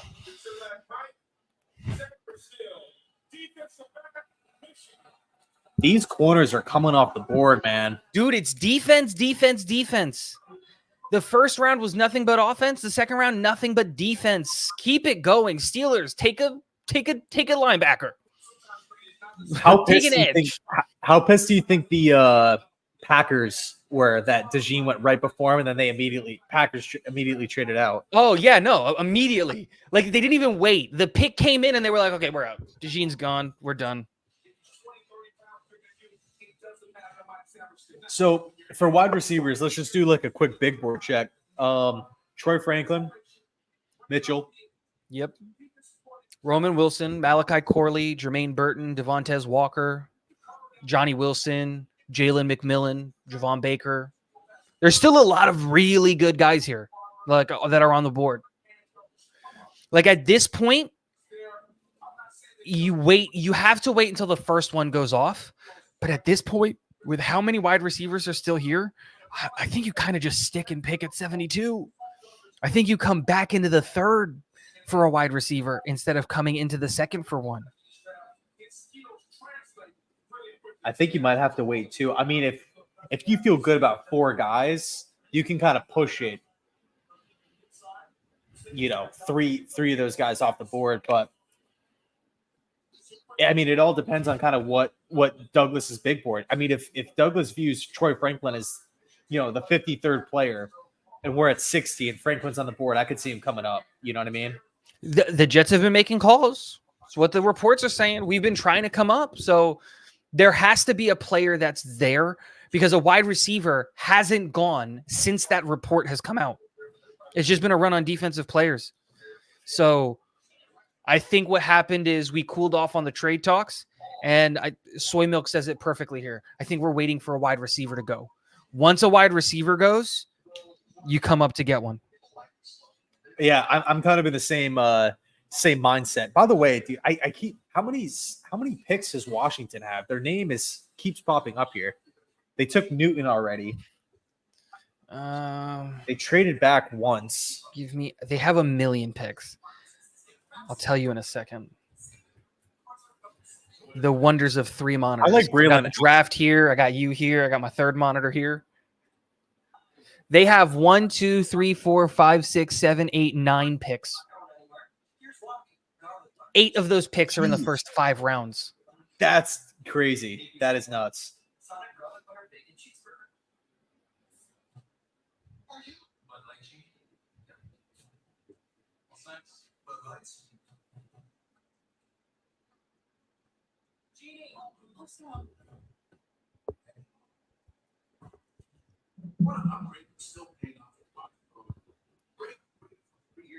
Know why Mitchell has fallen absolute baller? We're trying to get to the bottom of it. I mean, some people have said diabetes, but I haven't seen anything about that. I'm also not on. I haven't been able to find social anything media tonight. I haven't been able to find anything about why AD is falling. The only thing that I can say is this: is that there was a lot of variability on people who really liked AD Mitchell. Like there were people like Brett Coleman, who had him as the 3rd or the 4th best wide. Dom C had him as wide receiver 4, and then there were other guys who had him outside of the top 10. So I think that's what you're starting to see is that variability of the teams that apparently were really high on Mitchell haven't taken a wide receiver yet. Yeah, good point. So soy milk, I think one thing is for sure, when the Steelers draft a wide receiver, you don't question them. They know what they're doing with drafting and developing receivers. Trade the picks. And Tony, I appreciate the $2, man. Thank you. He had problems with Texas teammates. There are character concerns there. That I have seen. Starting to heat up. Yeah. Lauren, yeah, he is still available. So we'll see. Oh my God. What the heck? What are the Steelers doing? I don't know. I'm behind you. My buddy texted me. The guy who works for the Steelers texted me. Kevin, what's up, man? Yo, what's going on, guys? How you doing, man? Good. Bro, what are you doing sending a super chat, man? You don't have to do that. That $2 was from the bottom of my heart, Ian. I know you're going to use it well. Well, YouTube's going to take 70 cents of it, so. Yeah. What are you kind of thinking with this with how everything is playing out here in round 2? Dude, I like where we're at, man. So I see AD Mitchell and Roman Wilson would be my top 2 guys. Like AD Mitchell, I don't know if he's a bad dude off the field, but I know he's a bad dude on it. All right, I'll tell you that. He's a bad dude on Sundays. All right, he'd be great in this offense, man. Yeah, here's the Steelers pick. Oh, here it comes. Ooh, Zach Frazier. My bad. I don't know if I scrolled it for you guys. Wild to me. They just took Troy Fontenot in the first. This is back-to-back interior offensive linemen. And they went Broderick Jones last year. I mean, this line is getting young and fast. What's your thoughts on Malachi Corley and Troy Franklin? I mean, either would be good at 72. Yeah. I like Corley as just a slot yak versatile monster. And then Franklin is more of your outside, like deep threat receiver. Either one of those guys at 72 would be awesome. I agree, man. So are you kind of thinking trade up or no? Where are we at right now? We're at pick 51. Well, 52 technically. It's still by the chart. It's still pretty pricey. I think like once you get past 55, like 55 to 60 range, I think that's when you can strike. Got you. I've been saying it, and I'm gonna continue to say it. The moment a wide receiver goes off, whoever's the next wide receiver, You got what? I don't go get it. Go get the next guy. Yeah, because I feel like those AD Mitchell, Franklin, Corley, Wilson, right? Of those 4 guys, like I'm cool with any of those 4 guys. So, but I would put AD Mitchell ahead. I don't know what it Yeah. is that's making him fall. Is it the character stuff? He's not taking his illness seriously. Like I don't want to speak on a guy's Right. like, you know what I mean? I don't want to speak to that, but it is curious as to why he's falling because he's obviously a top 50 talent. I mean, I feel like every year we see like one random really good player fall, and then he hits the NFL and he's like a beast. Like Creed Humphrey, we were talking about him before. He was Oh my kind of like gosh. that. I remember talking about him in round 1. He goes in round 4.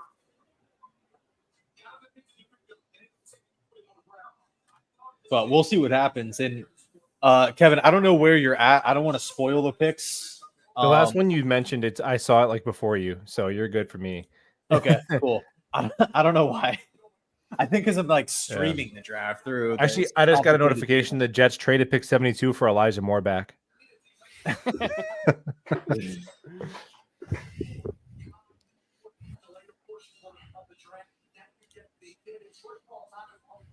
Man, Pittsburgh's really. They're going off, man. Offensive line back to back. You think Fontenot's going to play tackle for them? Has I to think at this he's gonna point, play right? guard. Yeah. But I don't where? know. For who are they? Who would they replace? Because they have Suemalu at left guard. I think he probably plays tackle in place of Dan Moore and him. Yeah, and, that's probably the plan. him and Broderick Jones bookend, but And then you play Zach Frazier. Ian, I know you were happy in round 1, man. I know that was your guy. Yeah. What Olu. all right, here we go with the Colts pick. So do you guys know? I don't see I it do. yet. First of all, I just want to say thank you to the whole organization. I'm a 7th round pick, and I can go to the stage on this stage, right? I'm just shout out to all the guys. I just want to take this moment to just give a special shout out, rest in peace to Corey Cunningham, rest in peace to Monte Davis. We got to love and support our players much longer after they walk across this stage and they play the game of the night. You know, I just want to give a round of applause to all the players. With that being said,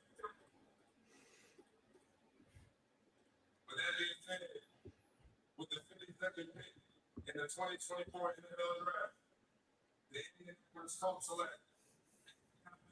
Damn. Your guy. Good pick for that.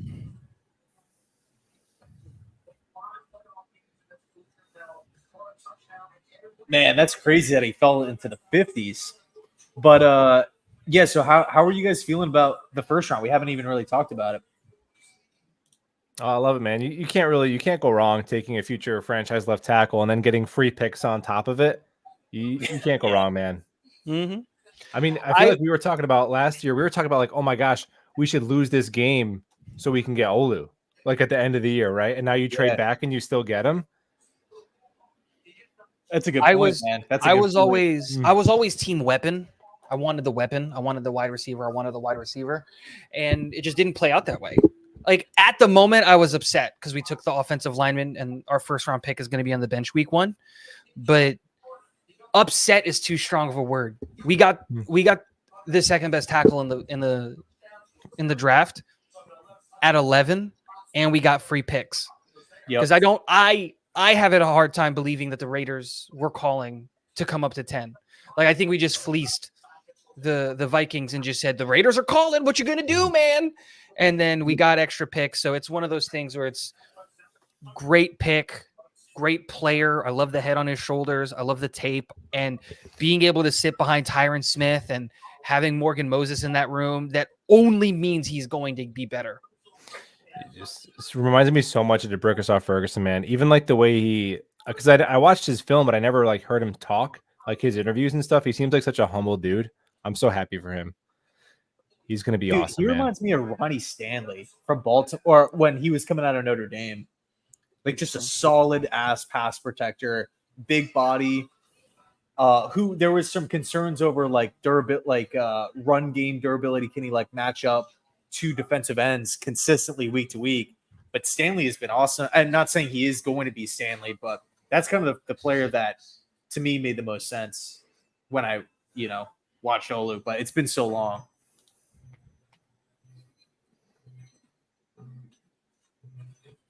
So Washington's pick is in at 53. Then we got Cleveland and Miami. We got Buffalo at 60. I don't know where New England is picking, but a couple AFC East teams coming up. We need more interior linemen. I would agree. And then, by the way, for everybody hanging out, watching, of course, man, I really, really appreciate it. We're chilling with Tigo, Talking Jets with Tigo. Go check him out on YouTube, Twitter. Buffalo Jet fan, same deal, Twitter, YouTube. Unfortunately, this was all kind of spur of the moment, so I don't have the links to drop. They're not in the description box. But Buffalo Jet fan, Talking Jets with Tigo, I'm sure you guys already know. Both of them know.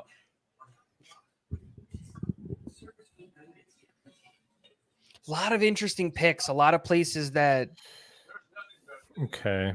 a lot of players going to places I didn't expect them to end up. Because like AD Mitchell in Indy was never on my bingo card. AD Mitchell at 50 wasn't on my bingo. Yeah, him Bingo getting, card, right? getting to that far. Who Having did they take? They took Latu, right, in the first round? Yeah. Oh, dude, that's a Having great draft, 7 man. wide receivers That's a in the first great round draft. go and AD not being one of them was not on my bingo card. Yeah, Pearsall going ahead of Adonai Mitchell. Leggett going ahead of AD Mitchell. Yeah, I Keon Coleman. like it a little bit more than Mitchell. I like Leggett's yak. I like the Leggett's receivers that can size. explode. Yeah. I like the fact that he's 6'3", 230 pounds, and he runs that fast. He's got the AJ Brown build. Like, it's just, you shouldn't be built like that. Wilson.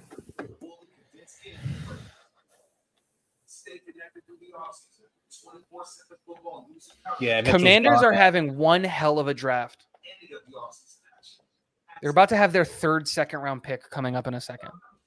What's going on, Fly Guy? You think we'll move up? I think we might move up just a couple picks, maybe not up to like 54 or something or 55, but I could see us going to like 68 or 66, somewhere in there.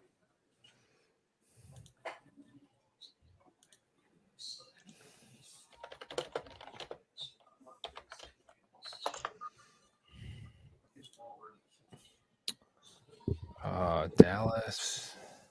I'm gonna grab the draft trade chart and see like what would it cost to come up at this point. I feel like once it costs just one of those like 4th or 5th round picks, that's when you want to jump in there. 350. Were we picking at 67? No, we're at 72. Toads. Nelson, Brash.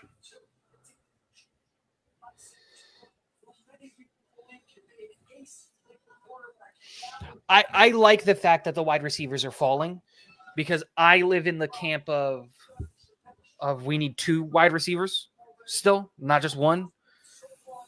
And seeing the wide receivers fall is making me warm and fuzzy. So once it gets to around 60, pick 157, our 5th round pick. By the points is enough to go from 72 to 60. So just parting with that like mid 5th round pick. So that because I feel like we're not going to make all these picks. I think they're going to move up at some point because we can't roster 8 more rookies.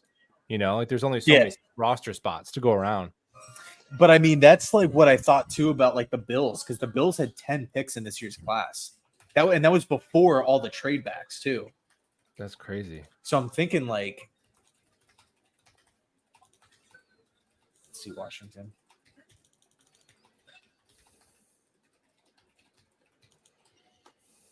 All right, so Washington goes with the tight end here. Yeah, I mean, these receivers just keep on falling. And I think everybody's kind of in the same boat of offensive weapon now in round 3 or maybe even round 2. I like Benson. I like what the Commanders are doing this weekend a lot. Newton was a steal. Yeah, it's crazy. I can't believe Philly got Arnold and Cooper DeJean and didn't have to move. They got Mitchell. Arnold went to Detroit. They got Quinion. Oh, Quinion, even better, even more ridiculous. They got QB1 and didn't have to move. It's insane. Jeez. Dude, there's some shock. I mean, of course, the panic spec was like the most shocking in my opinion. Yeah, of course. But man, I mean, there's like small little storylines like McKinstry falling to like in the 40s. I thought he was a lock to go round 1. Mitchell, of course. I was surprised to see Chop Robinson go at 21. Yeah, that's a good one. Especially to the Finns. Yeah, like, With Barton on the board, they passed on Barton and they went Chop. I liked Chop. I was watching Tom Grossi react to the Packers pick Jordan Morgan. It was hilarious. Mike, I see Buffalo going with a wide receiver again. Can we jump them? See, I don't know if Buffalo wants to put that much faith in like 2 rookie receivers, but who knows? Maybe I'm dead wrong. If they love Franklin, I could see. I mean, that'd be crazy to go from like Diggs and you get 2 of the top, receivers in the class. That would be crazy. I don't think they need another wide receiver. They signed Curtis Samuel. They have Khalil Shakir, who they're big fans of, and now you bring on and Cade's Keon almost a receiver for them too, pretty and much. Cade plays in the slot. Even James Cook caught a lot of passes.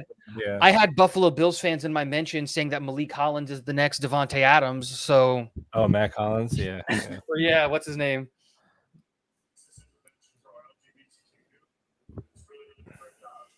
Dude, round 1 was all offense. Round 2 is like all defense. Yeah, the DT and corner run is happening. Yeah. Brown's first pick of the draft. Speak of the devil. Another DT. God, that's a scary team to play against. He was a top 30 visit for the Jets. He's kind of like an inside outside tweener JFM kind of type, if I'm remembering that player correctly. I saw some weird JFM tweet that you bring him up. Yeah, I saw that too. Yeah, I didn't really look too much into it because of like everything going on, but so he tweeted something cryptic, and then Zach Rosenblatt of The Athletic reported that the Jets are working on trading one of their veteran players this weekend. And that's all he said. I wonder if it's a pick in this year's class or in 25. You better get something this year if you're moving JFM. He helps you now. I wouldn't want to move off of JFM. If you move off of JFM, then Reddick's getting extended. Yeah, I could see that. If that's the case, like you traded for Reddick and then you trade JFM and then you use that pick, because then it all works out that Will McDonald now takes a bigger role in year 2. JFM is an interesting trade option too, because he can play in both a 3-4 and a 4-3. So his market is pretty big, I would assume. Yeah, he'll have suitors. I don't think you get anything crazy for him, but teams would take him. If you get into the 3rd, right, and there's a guy there that you like, I think you could send JFM plus Mr. Irrelevant for a 3rd. All right, so Miami's pick is in. We'll see. I mean, they need O-line.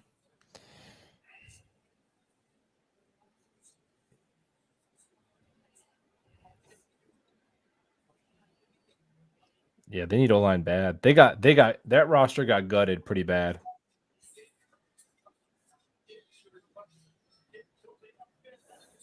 They could also go corner too, though, because of the whole Xavier Howard thing. Yeah, but they could put a freaking pylon out there and be better than Xavier Howard. Hold on. They told us last offseason that they had a better cornerback room than the Jets. So. Oh, but then they brought in Fuller. They brought in Kendall Fuller. They don't need a corner. Yeah, they did. And they have Kohu. They have Kohu and Ramsey. They need an offensive line. Yeah, this has to be an offensive line pick. It's going to be a wide receiver because, of course, it is. You know who would be nasty in that offense, though, is JT Sanders. Whose offense? Miami's? Yeah, the Texas tight end. See, I'm not as high on him as a lot. I feel like this tight end class is not all that impressive. That's just me though. Outside of Yeah, Bauer. after Bowers, there's a drop off. I'll be right back. Yeah, cool man.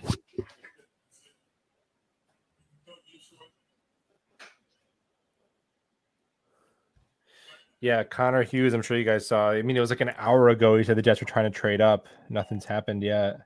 Patrick Paul going to the Dolphins. O-line. That's a great get for them at 55. It is a good, yeah. Because they got 1 year of like Armstead probably, and he's been injured. So that's a good get for Miami. So, real quick, I was telling Tigo before, like whenever you want to hop off, feel free. I don't want to, make you feel like you have to chill. You know what I'm saying? No. I'll probably try to make it to the Jets pick as long as I don't trade back or anything. For sure. Yeah, watch me trade back to like the hundreds. Yeah, so I was watching with my brother last night, and he's a Bills fan.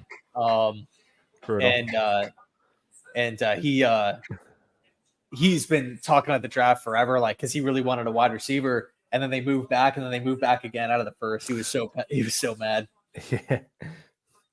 Yeah, especially considering they gave the Chiefs their guy. It's like, man, doing business with the devil. That's the part of that trade that makes no sense to me. Because he's going to cook Buffalo when they play each other. Because of all of the teams to draft, they think they're competitive. Like the Bills think their Super Bowl window is still open. It's not, but they think that in their hearts. So you're going to trade with the Chiefs? See, I disagree, man. I think Buffalo is still at the top because I think the players that they lost were either old, slow, or they weren't even outside of Diggs, old, slow, or they just were hurt all the time. Yeah, I think their demise has been overstated a little bit. Like, I think they're still a very good roster, and they had so many injuries last year, and they still made the playoffs. So, yeah, I'm not gonna. I think the one team that has taken steps back is Miami. Mm. But it also helps when you get to play the Zach Wilson-led Jets twice. I know we beat them the first time, but like I think that team took significant steps back. They only got a year older. And they lost key pieces on that defense. Yeah, I'm waiting for that Jets logo to pop up too. That'd be insane, man. Reaction would be legendary.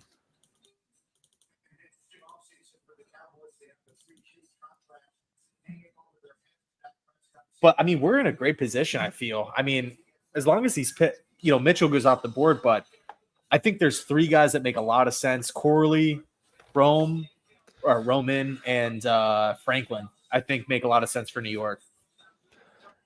I like Corley, man. I think he would scratch some of that Brock Bowers itch, that like versatile slot weapon. I think he could do like some Cordell Patterson stuff where he could be like your backup running back, your backup receiver. The new kick return rules are built for Malachi Corley for sure.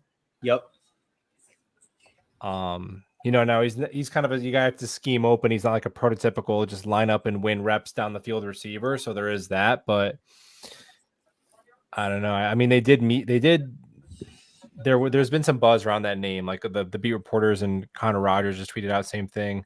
He's a name to watch. B, what's up, man? Thanks so much for the two. So what are your top three needs at this point? I would say wide receivers 1. I would say, I mean, it's tough. I mean, if you're talking about like right now, like who can impact the team immediately, that list might look a little different than the top 3 general needs because, you can make an argument, developmental quarterback, maybe slot receiver, running back. But I think I would maybe prefer like just signing a veteran running back in free agency. Where do you guys kind of stand with the top 3 needs? Wide receiver, guard, defensive back. DB? Yeah. I think corner is a sneaky need for the future because DJ Reed, Michael Carter, Brandon Eccles are all on the last year of their deal. Dude, I'm shocked that we have not extended one of those two. Eccles, I think Carter will get the bag. I think they'll keep Carter, and I think DJ Reed walks because you can't pay Sauce, Carter, and Reed, probably all 3 of them. And DJ's not taking another 2-year deal. Yeah. But I think, I'm not saying he's DJ Reed. I do think Brandon Eccles could start in this defense and we would be okay. We would be okay. And then maybe you draft another 4th round corner to throw in the mix in there. Because you have to figure DJ Reed is going to demand what, like 12, 14 million a year more? Maybe, I don't know. More, probably 15, 16. Yeah, probably. It's always more than you think. Yeah, and it does kind of feel like whoever Saul and Ulbrich throw out there, they got like the Midas touch. Like they like every corner just dominates for these guys. Yeah, that's what I'm saying. Like if there's a place to like invest in the younger players and have them develop, it's defense. Whereas on offense, just pay veterans because we can't figure that out yet. I think, I'm just looking at the big board of like, best available. I got to be honest. This is just like my take. I am a big fan of Rakestraw from Missouri. And if he's good. Round 3, I would consider it, man. Do you like him or no? Oh, the corner? Yeah. Oh, he could easily be the best player available round 3. It would hurt to not come away with a receiver, but he'd be a great player for this. And it would also be. I don't think the fan base would really enjoy like drafting like another backup. You know what I mean? But dude, grown men would be crying themselves to sleep tonight if we don't take a wide receiver in the 3rd round, dude. They would be I would be upset. I love Rakestraw. I think he's real good.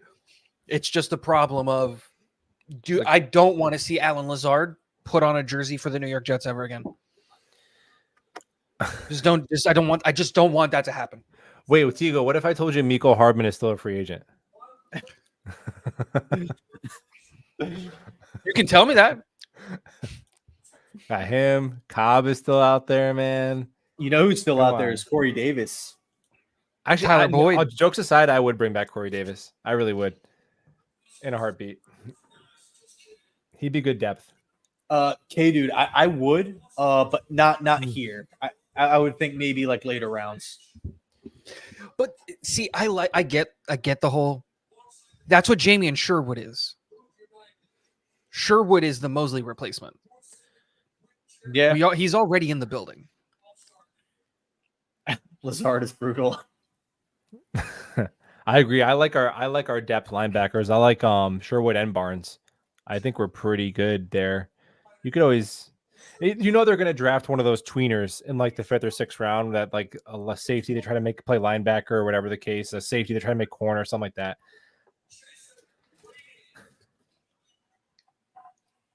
Did Dallas picks come in? Yeah, this is taking forever. No, Let's see it. I don't know. I mean, I think I'm behind you guys anyway, but yeah, so we got Dallas, Tampa, Green Bay. I feel like Green Bay has a million picks too.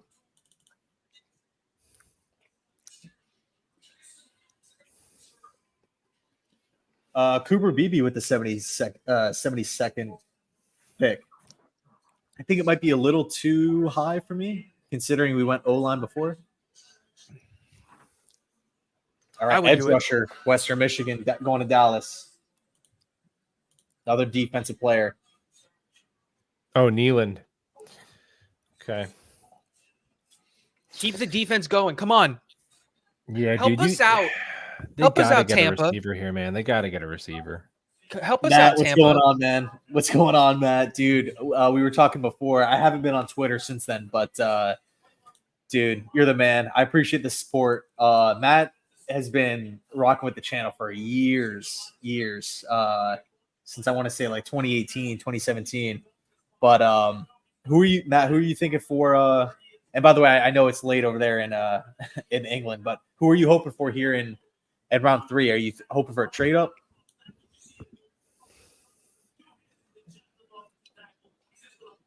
Todd Bowles, take a defensive guy. You know you want to. Take Peyton Wilson. Do they need linebackers? I think is Devin White gone? An edge rusher. They definitely need pass rush. Hell, take the Alabama kid then. Oh no, take the Penn State kid, Adisa Isaac. Just take defense. Keep taking defense. I think Houston. I mean, I'm just trying to project where a receiver can go. Next wide receiver, possibly. Because Houston's good. I don't think Buffalo will double dip. What did Detroit do in the first round? They took a corner. They took Arnold. Yeah. Detroit could use an outside receiver. Yep. The real worries for me at this point are Detroit. Baltimore can still take a wide receiver. Dude, Baltimore would be on Malachi Corley, I feel like. Agreed. He And kind of Really? But I even feel like with- Corley even with has Flowers? Steelers written all over him. Yeah. Even I with think- Flowers? Isn't that kind of plays a lot of outside though, even though he's smaller. he split his reps 50-50 outside and inside. But he's the guy you want to put inside. Yeah. Like that matchup would be unfair if you have both of those guys. This is just Yeah. dumb. But But then Troy Franklin is kind of redundant with Bateman too, so it's like pick your. yeah, but Bateman's bad. They extended him. Did they? Yeah, they extended him. Extended who? The Ravens extended Rashad Bateman. Yeah, I saw that. Marcelo, yo, good luck on your exam, man. We want. Yeah, so Dave might be coming home. I don't know. I think he was supposed to get off at 8, but his schedule is always up in there. He might be walking in at any point. We'll see. Jets should sign Beckham. I don't know, man. I think I would much prefer a Troy Franklin here in the draft as opposed to OBJ. Here's the thing. I will say this: it's not one or the other. You don't have to just draft a guy and then you can't sign a guy. Can do both. You think they You would should though? do both. Every interview that I've seen from the GM, from the coaches, from everything, kind of tell me that this organization is done with Alan Lazard. Yeah. The only reason he's on the roster is because we would eat so much dead money. Yeah, he was in the doghouse last year, it seemed like. And even with Alan Lazard, the way that I look at the wide receiver room is you're one Garrett Wilson stepping on a Lego away from having a wide receiver room of just UDFAs. You know what I mean? Yeah, when you put it like that. Mike Williams Well, is Mike 30 Williams. coming off of an ACL, right? So I'm not really going to count on him all that much. Then it's Alan Lazard, Xavier Gibson, Irv Charles, and Jason Brownlee. And while I love those guys as humans, except for Alan Lazard, it's not what I want for my Super Bowl championship roster. So Toads, yo, she's sleeping right now. She's hanging over there. J. Cole, Buffalo, or Kevin, J. Cole has a question for you, man. Oh, I remember this dude. J. Cole. It's from like Jeremy's channel. I feel like it secretly means something else, like Freudian. I have no idea what it means. I don't want to reveal. Let's just keep going. Just keep going. Jump in front of Buffalo and snag a receiver. That'd be cool, man. I mean, when is Buffalo on the clock? In like 2 picks, right? Yeah. They're up there. Yeah, Houston is on the clock right now, and then it's Buffalo.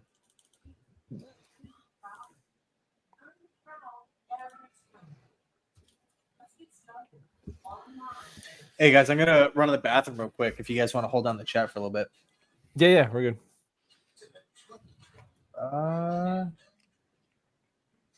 Conklin, yeah. Where was Olu amongst your first round preferences on Tigo's big board? Olu was player 5 on things I want the Jets to do. He was 6 for me. We probably had Olu and Bowers flipped. I'm imagining. Was Bowers 6 for you? Yes. Yeah, I had them as 5 and 6, but just in the other order. It was wide. It was MHJ. It was MHJ. It was Malik Neighbors, Romo Dunze, Joe Altz, Olu Fashanu. Yep, I had the same 4, and then just Bowers snuck in there because I'm a psychopath. But dude, such a like, I don't know, it was like a relieving pick. Like, okay, all right. Like, now that it's done, yeah, like I don't have to argue about it anymore. And it's just like a solid, like you can't go wrong. You know, you can't go wrong taking a left tackle. No. especially one that's this good. That's the like such key a here. high floor. Like even though I loved Latham, I don't think like it's a high Latham, floor. I think it's a high ceiling. I think I That's just my disagree. take. That's just I my think take. I think I see him a little bit differently, but yeah, like Latham, I liked Latham things about Latham better, but Latham scared me more. I think Latham has more bust potential. I have him as a not going to work at tackle, going to move in guard. I think they might try him at guard, and he's going to kick ass so much at guard they keep him there, which is awesome, but probably still not worth that 7th pick. Maybe you know what I mean? Who you guys talking about? Latham. Latham. We're just talking about some offensive linemen. Who did the Bucks go with? Braswell. Good pick for them. Oh yeah, nice, Chris Blaswell. They needed an edge. Packers the- pick is in. Is this the DB that they wanted up top with Green Bay? Is this the Cooper DeJean replacement? Oh, I don't even know if they're going corner. You guys might have already seen the pick here. I haven't seen it yet. I'm asking. I have I not would seen it. say, I don't know, man. Max Milton's off the. Well, they could go Rakestraw.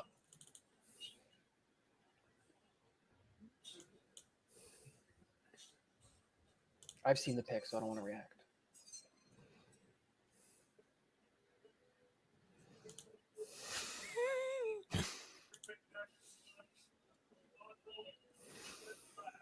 Ooh, safety. Yep. Good. Interesting. Bro, we are about to go Come on. into the 3rd round. Troy Franklin, Roman Wilson, still on the board. Malachi Corley, One of those Walker, 3. Javon Baker. Give me one of those Even guys. Javon Baker, dude. Javon Baker is nice. Buffalo, a man after my own heart. I'm gonna get a water real quick. Cool, man. I'm gonna flip it over to NFL Network real quick. It's killing me just seeing the two teams in front of the current pick. Jeez, man. Yeah, Marcelo. Our logo is on the screen. We're making progress. I'm just trying to look at Baltimore can snag a receiver. I'll say this: if we take Javon Baker, I will stand for Javon Baker till the day I die. I don't care if he's a bust. I will be Jets forever, and how he is with Zach with Javon Baker. Well, he's such a good Ooh. fit with Rodgers, Baker, because he's such a good vertical back shoulder like body control receiver. He is poor man's Odunze. But not as big. Yeah, no, he's Wait, Walmart seriously? Odunze. Damn, I thought he was going to be going in like round 3 or 4. Oh no, Blake Fisher's was like he was like my top tackle prospects if we went weapon in the 1st round. yeah. Mine was he's gonna- Javon Foster. I like Fisher, man. Now, he's probably only a right tackle, but yeah, definitely he'll be a starter in year 2. Well, they have Howard. so that's probably they're gonna look to get cheaper maybe soon with whatever his contract is. They did just extend him, so there is this possibility that maybe they're. Oh, But here's the thing: is he has an injury history. Is Howard? Yeah. This is I mean, just it's gonna be Howard depth. insurance. It's pick 59, right? You could just be taking depth here, you know. No, yeah, of course, but this is Howard insurance. Yeah. So Angel, I actually don't. I think if we miss the playoffs again, JD and Salah will probably be out, but I have more faith in JD sticking than Salah. Who would I like as my next head coach? I'm a big Vrabel guy, but I don't know. I'll cross that bridge when. I hate this. This is really good. Don't say I saw the Bills pick. I got it ruined. No, it's okay. Don't ruin it, man. Don't ruin it. No, I'm not going to. I'm not going to. Oh, I was gonna go on Twitter to DM a buddy of mine, and freaking the Twitterati, they beat me to it. I accidentally saw it. So based off, I'm not disappointed or excited about the pick. I'm disappointed that I saw the pick. I wanted to watch the pick, not read the pick, if that makes sense. My reaction has nothing to do with what the pick is. It's everything to do with that. Tigo, I saw the pick. You've said too much already, Tigo. You've ruined it. Guys, they took Knobles out of college. They took Keon Slovis to replace Josh Allen. They need a more ball control quarterback. Oh shoot! Did So I don't know if this is confirmed or not, but it looks like Sports Illustrated is reporting that Darren Waller is retired. yeah, there was rumored. There was rumored that he was going to do that. He fumbled the bag with his girl too. You got, wait, is this too early for Malik Washington? You think? The other guys would- on the board, yes. I don't know, man. The size makes me a little nervous with Washington. Yeah. How tall is he? 5'9"? Yeah. You know, he is my. It's crazy to say this. I understand that. He reminds me of Steve Smith of the Carolina Panthers, like 5'9" running back build, but he's got a 43-inch vertical. He's Like, 5'8". Can play above the rim. I love Washington. Tyrone Tracy. Thoughts on him? I don't know. Personally, man, I don't know. I don't know him very well. Personally, man, I think Corley or Franklin is going to be the pick for me. Of course, you know, if they're on the board. I think I like Corley a little bit better than Franklin, but I think Franklin's speed down the field is like a vertical threat. Is that the Purdue kid? Yeah. Tracy is, yes. Yeah. I was trying to remember who he is. He's kind of like a do-it-all type of receiver. But I appreciate the $2, Joe. Thank you, man. Check him out. Yeah. Is Brandon Rice too early? Yes. I mean, based on how these picks are falling, man, I don't think. I just don't like his athletic profile a ton, man. He doesn't seem like a Joe Douglas pick. The thing is these players are good, and I would take them at 72. The problem Not is with that the there are options on other board, players that are better. That's the thing.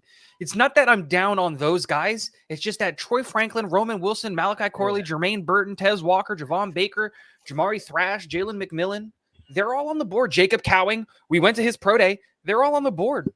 Yeah, I didn't imagine that Franklin, Corley, and Wilson would all be there Just past in time. 60. Bill's pick is literally just about to be announced. Picks in.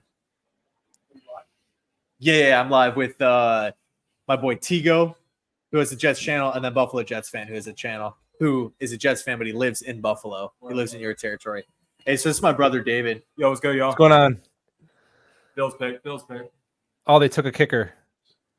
Yeah, after yesterday, dude. Fucking, Long snapper. Oh my God. yo. So they got Coleman. Yes, they 33. went Keon Coleman at 33. There it was. Let's see. Jets don't have a second, right? Oh, Toads has been asking about you, man. Toads? Yeah. Oh, what's up, Toads? From last night. Right? Yeah. Yeah, beast. Got off work, 11-hour shift. Bear with me. Yeah, dude, that was insane. Interesting.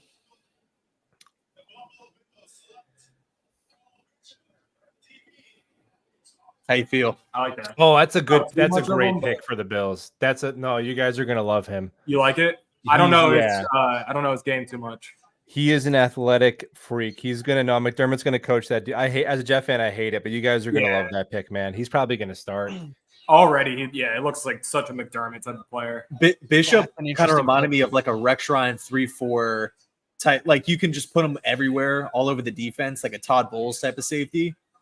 Kind of like how, well, he can make plays in the backfield, but like you remember how like Jamal would just kind of line up wherever, make wherever. plays in the box. Yeah.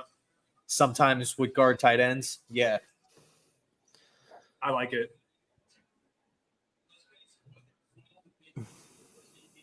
Picks This in for is the Lions. They can insane. go out and snag a wide out. Franklin's still on the board. Troy. Yeah, I know Bills have been linked a lot to him. I didn't know this existed. I just saw a video of Chris Jenkins lifting 170-pound dumbbells. Do it. What exercise? I believe it.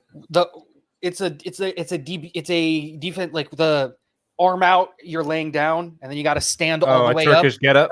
and then bring it all the way down. Yeah. I don't know what it's called. Yeah, it's called the Turkish getup. There it is. Did Mitchell get drafted yet? Yeah. Indy. Colts. Where'd he go? Colts at 51. But they're saying that there was like some sort of concern. Some people were saying diabetes. I don't know if that's true. Some people were saying like locker room. Yeah, I heard the Maybe. locker room stuff. And he gives up on plays. I heard a lot, but I don't know how real that is. Who's that? So okay, dude. Yeah, there you go, Dave. Brother got an amazing player. Reminds me of Jim Leonard. One of my favorite players in the draft. Hell yeah. Yeah, like I said, I don't know too much about him, but everything I've seen and from what he's saying, it seems like a great pick. Do you guys know who the Lions pick is yet or no? Yeah. Yeah, I I do. see it.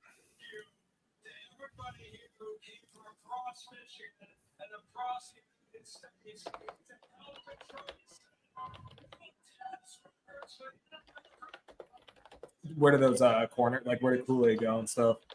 Kool-Aid went to the Saints Nice. in round 2. Oh man.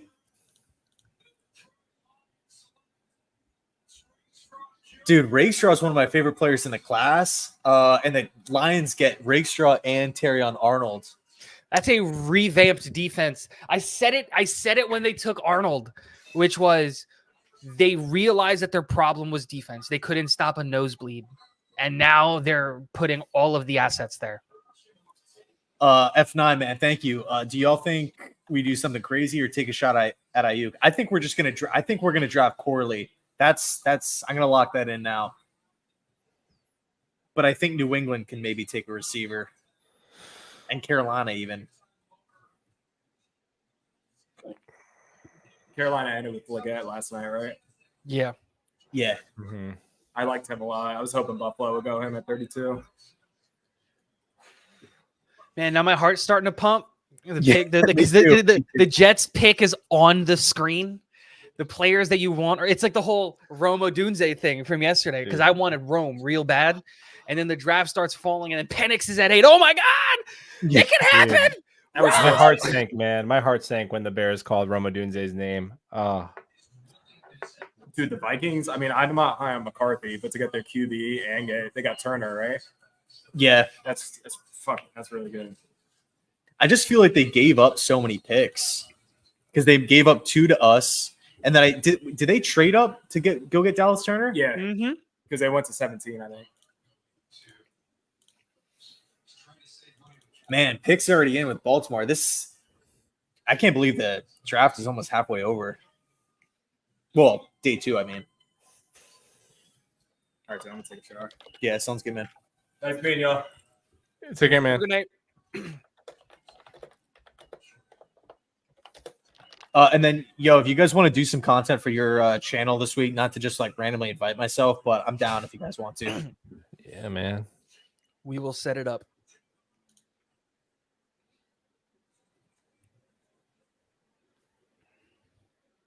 And then also, too, for everybody hanging out, we got over 500 people in here hanging with Nice. Buffalo Jet fan, talking Jets with Tigo.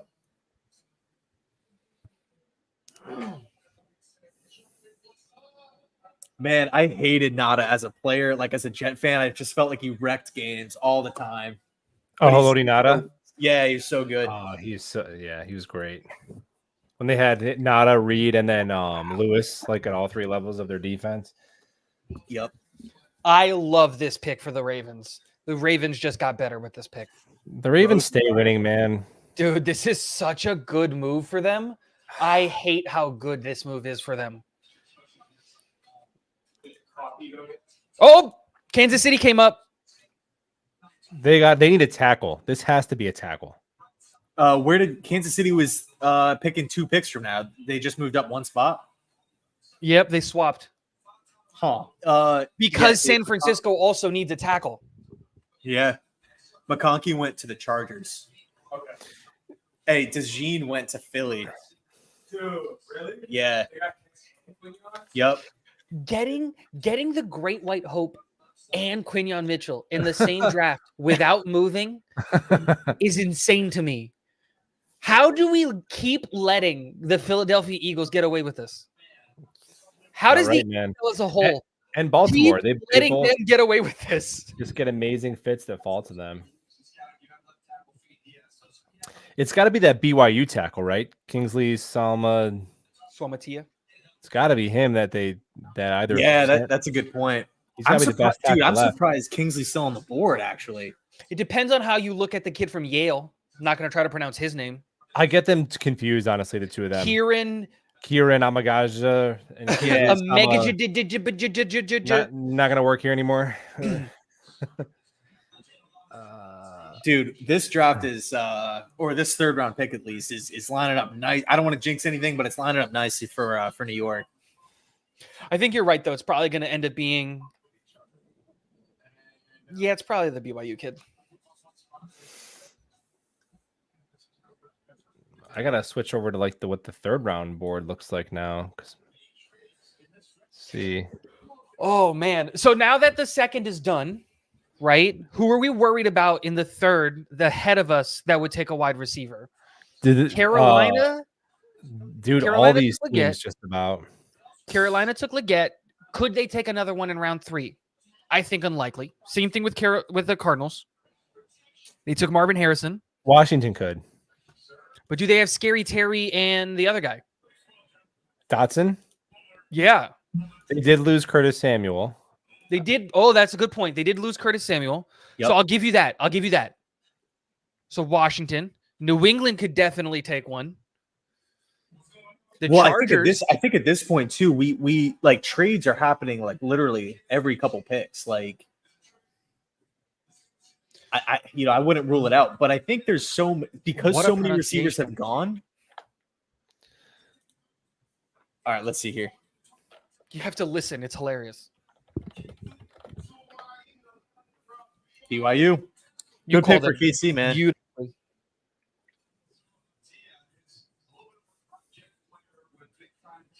But yeah, I mean, I feel like the teams that needed a receiver already got their guy, if that makes sense.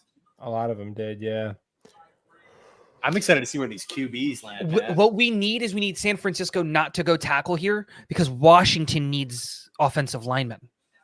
Yeah. Do you guys think Denver can move up with their extra picks from the Jerry Jeudy trade?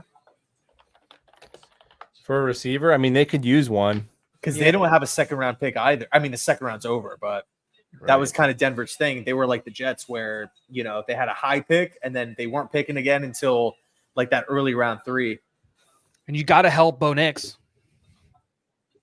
You mean Zach Wilson? Bo Wilson.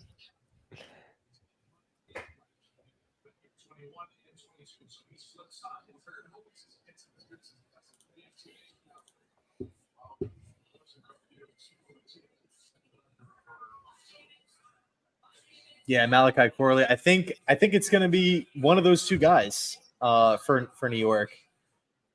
But again, I mean, man, Carolina, like you said, can use a receiver. Arizona, I think, can double dip.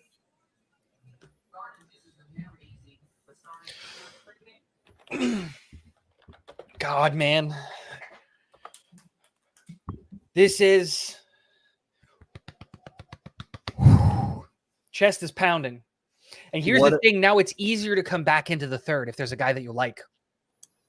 You can get the wide receiver here at 72. Now it's much easier to come into the third and get a guy like if you want a corner, I really like TJ Tampa out of Iowa. Yeah, that'd be a like good if get. that's your look, if that's what you want. The Jets have met with Jaden Hicks, the safety out of Washington State.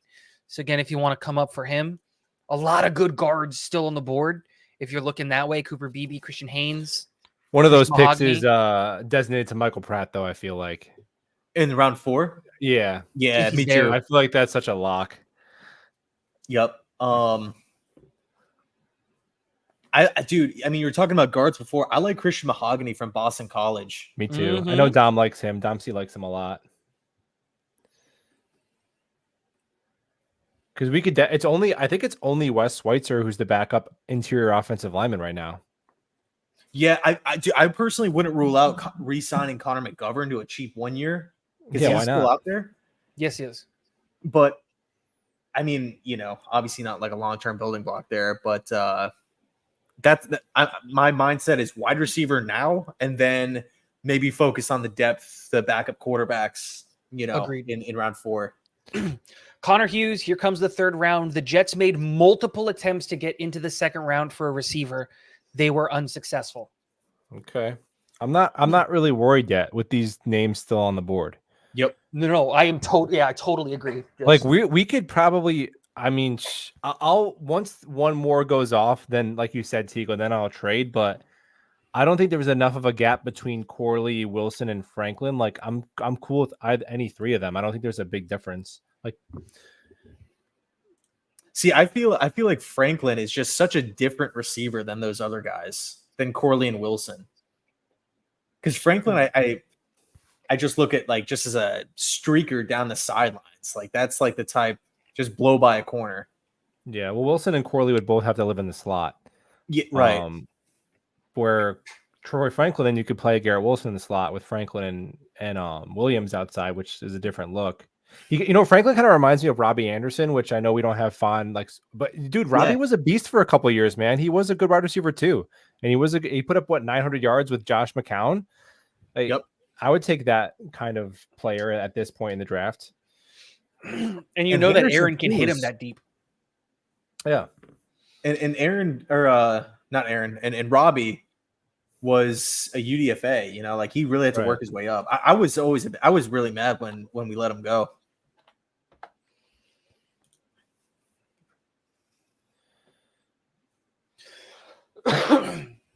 But Roman Wilson, I feel like, has just been linked to the Jets time after time after time after time. Dude, I didn't expect any of these top 3 guys to be here. That's my thing. I didn't expect Franklin, Wilson, or Corley to be here. It makes going offensive lineman in round 1 look so much better, honestly. Because if you look at the depth of the receiver class that's available now versus if we waited until 72 to go offensive line, it's like night and day. Franklin was one of the guys that I targeted in a trade back. If the Jets were to fall back to, let's say, 19, 20 something, Franklin was a guy that I was looking at in that late 1st round that we could get. If he's there and available at 72,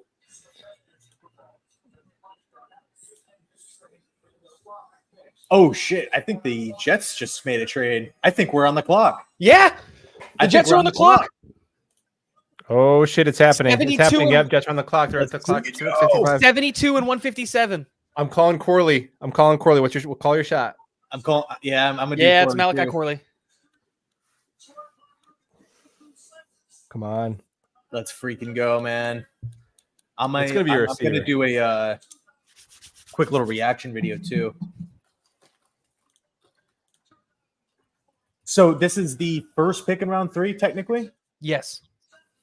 And what did we exactly trade? I'm not on. I'm not on Twitter tonight. We traded 72 and then 157. So I believe that's the 5th round pick that we have. Oh, dude, that's beautiful. That's beautiful. What is, I think it's not the pick, the value. We only gave up the 5th round pick to move up. Yeah. Jeez, dude. Yeah. So you called it right a second ago, Kevin. Yeah. It's got to be Corley. Has to be Corley, right? It's not going to be because we think that, but.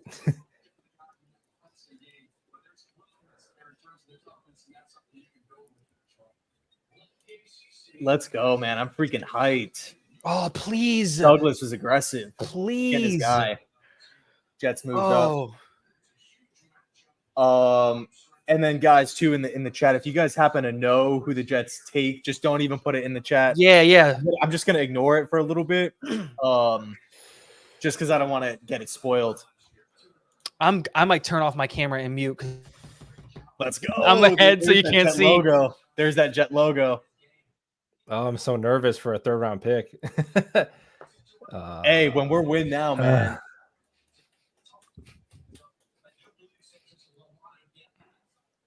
All right, guys. My heart is racing. So, literally live streaming right now. Buffalo Jet fan.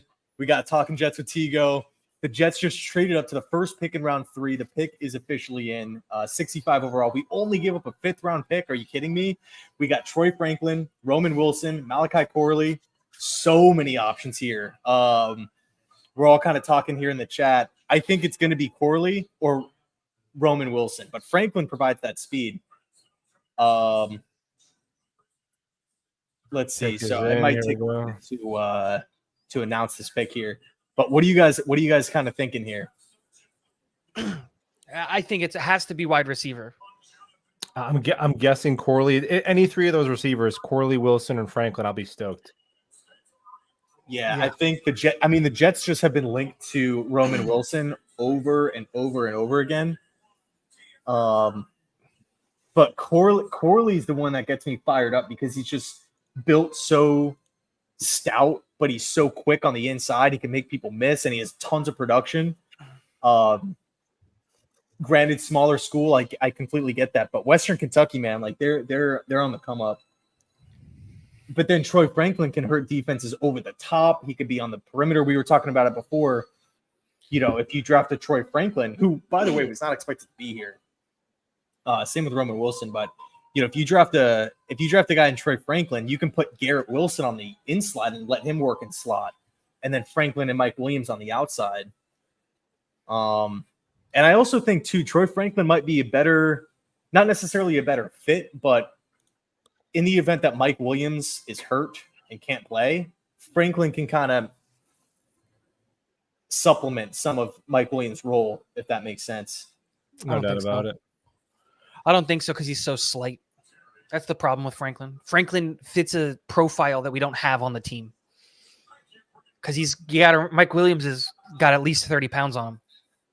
That's the big thing. I think you'd have to play him as like an off-ball Z probably, but man, they're gonna let's see. Of course, they're gonna drag out the Jets pick. At least we didn't go to commercial. For real. Yeah. Oh man. They're lucky this is veterans, man. That's the only way this real. is excusable. Lucky I was in the Navy and This is cool. But I think you guys were talking about, you guys made the point before. This makes the Olu pick look so much better. I love the Olu pick to begin with, but I mean, to go land and I mean, who even knows? I hope the Jets draft a wide receiver, but Tigo, I know you were talking about Connor Hughes' recent report like an hour ago about them trying to trade up 4 receivers. So here we go. I think. Never mind. I don't know. Nope. We'll see. Oh my God. We'll see. No, do not really spoil it. out. No. I'm saying they still haven't announced the pick. We're still sitting here. My phone is blowing up. People know the pick. Here it comes. Oh, okay. I'm gonna turn off my screen. No, I'm getting texts, but I'm not gonna spoil it. Hey, mute your guys' mic. I don't even know. I think I'm behind you guys. Okay. I'm thinking it's going to be Rome. One of those 3. Roman. Franklin. I mean, man, there's so many different options. Corley, Franklin. Braylon Edwards. Let's go. One of my favorite Jets.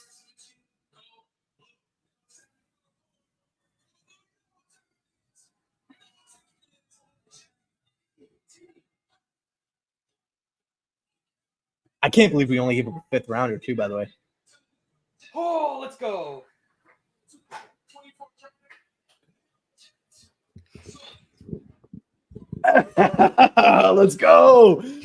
Let's go. Malachi Corley, Western Kentucky. This dude is quick. This dude is productive. Yards after catch. Not the biggest dude in the world height-wise, but man, if you are under 6 feet and you're 210, 215 pounds, you're built, you're stout, you're built low to the ground, you got power. I'm not gonna go as far as to call him Tyreek Hill or anything like that, but man, 2-time first team All-Conference USA. Western Kentucky's on the come up. We all know that. Kevin, Buffalo Jet fan, said that made the great point before about his role with the new special teams or the new kickoff role. His role with the new kicking rule. Kind of a mouthful, but Malachi Corley, let's freaking go. 1,200 receiving yards a year ago. I love this pick. I love this pick. Let's go. Love it, man. Let's freaking go, man. Dude, this Oh, kid I is love this pick. This is an awesome freaking draft, man. To come away with Olu and Corley, dude, this has been one of the best off seasons I can remember in a long time. From free agency to getting the offensive line squared away, you get your future left tackle, you get Mike Williams and Malachi. Like, this is better than our mock off seasons where we ignore salary cap in reality. Yeah. Yeah. Dude, this is I think it's already been said, but I'm going to say it again. This makes the Olu pick better because all of the offensive tackles that you could have gotten at 72, they went, and the wide receivers fell. It's the exact opposite of how I thought the draft was actually going to go. To get Malachi Corley at what was the pick, 65, and only have to give up a fifth. What a move, man.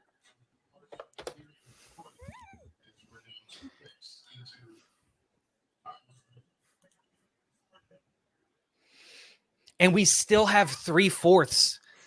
That's the key here, is having the 3/4. That means you can go and you can get an interior offensive lineman. You can go and get that quarterback that some people want. You can go and get. Exactly. Oh, man.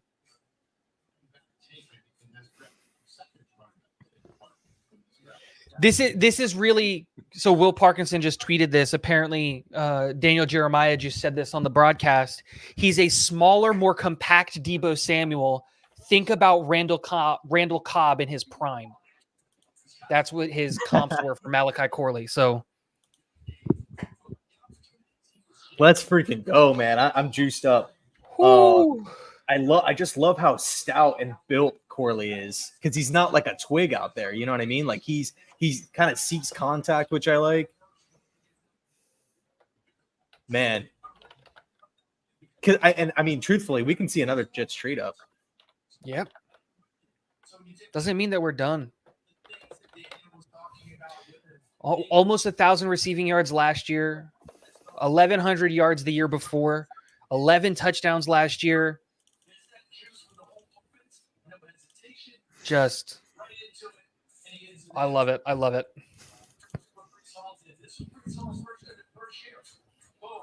This is a great pick.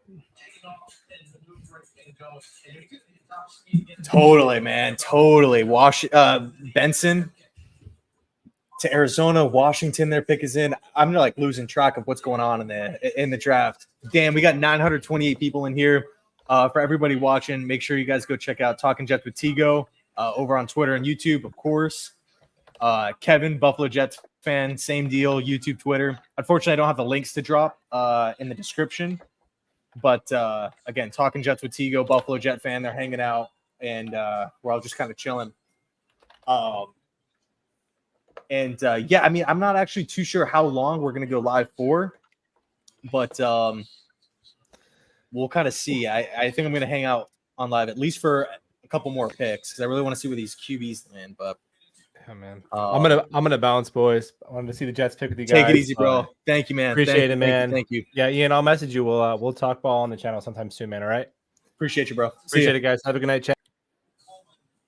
Awesome, man. Yeah, only 72 and 157. Wild.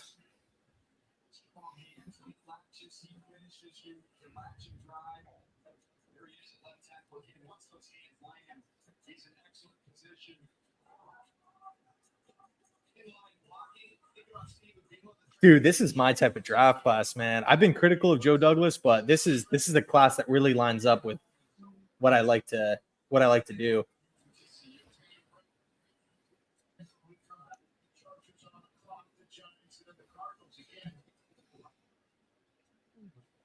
This is just a crazy situation.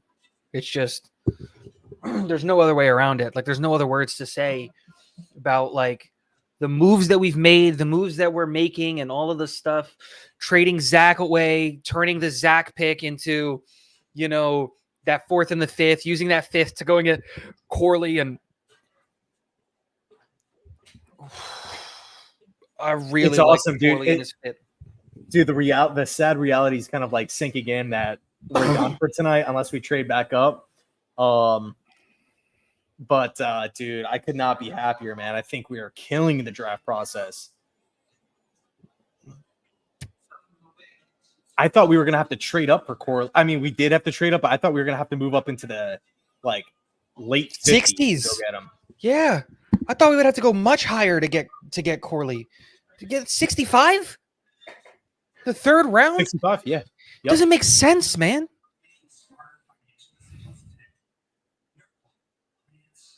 Juiced up. Let's see. Julian, thanks so much, bro. Do you think there's a chance that the Jets draft Keaton Slovis? I do. I mean, I don't think the BYU thing is too important. But I think Slovis makes sense. Not in round 4 though. I'm thinking round 5 to round 6. But I do like Slovis. And you know, if we think back, he was actually at one time considered, like, people were legit talking about him as the first overall pick when he was at USC. Small sample size, but still. And then when he went to Pitt, that whole program fell apart after Kenny Pickett left. Yeah, yep. And what's weird about the whole Slovis thing, he transferred to Pitt, and then the guy that recruited him at Pitt left. So he didn't even get to work with the guy that recruited him, which I believe was Mark Whipple. I could be wrong on that. Yeah. Such a good pick, man. Yeah, I mean, we checked off 2 of our biggest needs with our first 2 picks, and we didn't even have a second rounder. I mean, that is awesome. That is huge. The thing that I think Corley really brings to our offensive scheme now is, you know, all those little motions and all those things that we saw from Miami last year with what they were doing with Tyreek Hill. You can do all of that stuff on overdrive with a guy like Corley, because he's so low to the ground. His center of gravity is so low. He's so, like you said, dude, he looks for contact. He's not scared of a corner or of a deep or of a safety. He will drop his shoulder and he will run through you. It fits so well with this yak mentality that seems like we're getting from a lot of the wide receivers. Like Mike Williams isn't a yak guy all that much, and neither is Alan Lazard. But when you look at like what we were doing last year with Brees and Garrett and Xavier Gibson, the whole point was just trying to get them the ball in space and then let them go create in that secondary, and getting a guy who's that good with the ball in his hands. Yeah, I totally agree with you, man. I totally agree. And, you know, of course, like, I'm not to throw, you know, dampen the situation. I'm not gonna sit here and say that Corley's going to be a top 5, top 10 receiver, you know, immediately or anything like that. But when you talk about being an upgrade, when you talk about adding to a room that we really need help with, when you talk about creativity, explosion, somebody that we can just chuck the football to and watch him work, that is super, super exciting. And also, 2-man special teams, like we were talking about before. I think this is going to be an awesome pick that's instantly going to contribute in year 1. And it seems like they might be done. Seems like the Jets might be done for the night. They're already doing the press conference. They are. Damn it. Okay. Whatever. I mean, that means tomorrow's just going to be more exciting. I hope we don't move anymore. If I'm being honest, like 3 4th-round picks, that's a lot of good depth. You know what I mean? That's a corner. That's a safety. That's a offensive guard that can be high-level backups. Too. That's a quarterback if you're in that crowd of who wants a quarterback. Like, that's a lot of stuff there. If you're into running back, that's a running back. Like, 4th round it's that sweet spot for Joe Douglas. That's a dude. That's a really, really good point, though. And Julian, hey man, I appreciate that 5, bro. Thank you so much. And that was an awesome question. We'll have the answer tomorrow. Jordan Travis tomorrow. I'm thinking if we go QB, it's going to be Pratt. There's just too much smoke there. Yeah. Oh shoot, the Patriots are picking.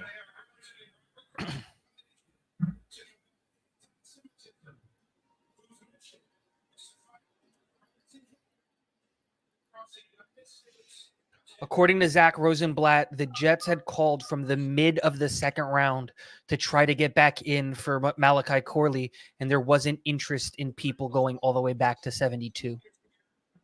Interesting, man. Whatever, I'll take it. We got him at 65. Let's freaking get. All we gave up was a 5th rounder, and we got a guy that we viewed as a mid-second. You know, that's huge. Hey, James Williams is an animal, man. Animal. I love James Williams.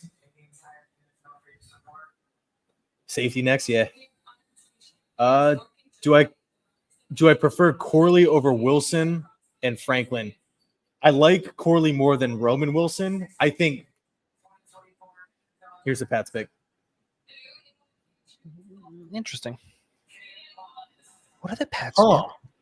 Aiden What are the Wallace. Pats doing? I, Are they taking a wide like receiver the yet? move, but he is a right tackle, and they just brought back Onwenu. So I don't. If I'm a team like New England, I don't necessarily like drafting a depth piece unless they can move him over. Is the plan just to suck really badly? If no one can catch the ball and score points, then you're guaranteed to lose. So you get the quarterback next year. Who was their second round pick? I totally. Oh no, forget. they took Drake May. What are they doing? Who's going to catch the ball? Who do they pick in round 2? Totally forget.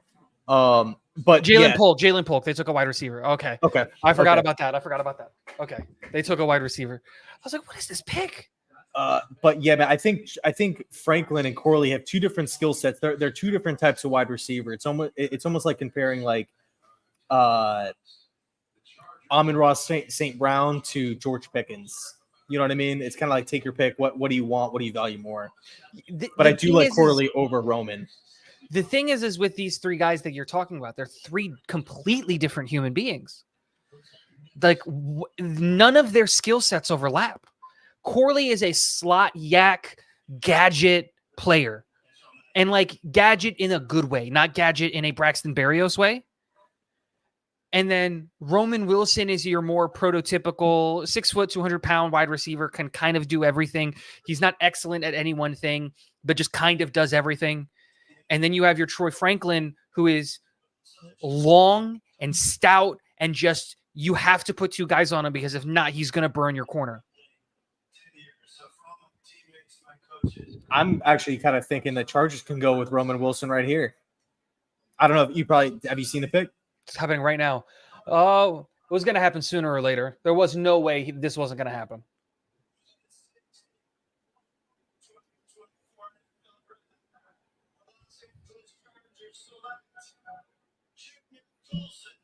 Oh, Michigan. Yep, there you go. Yeah. It was going to happen. Do I think Troy Franklin can be had in the 4th round? See, that's an area where if Franklin's on the board tomorrow, whoever has the first pick in round 4, they're going to be getting calls. I could see something like that happening. If Franklin makes it past 80, something went very, very wrong. That's true. They did draft Ladd.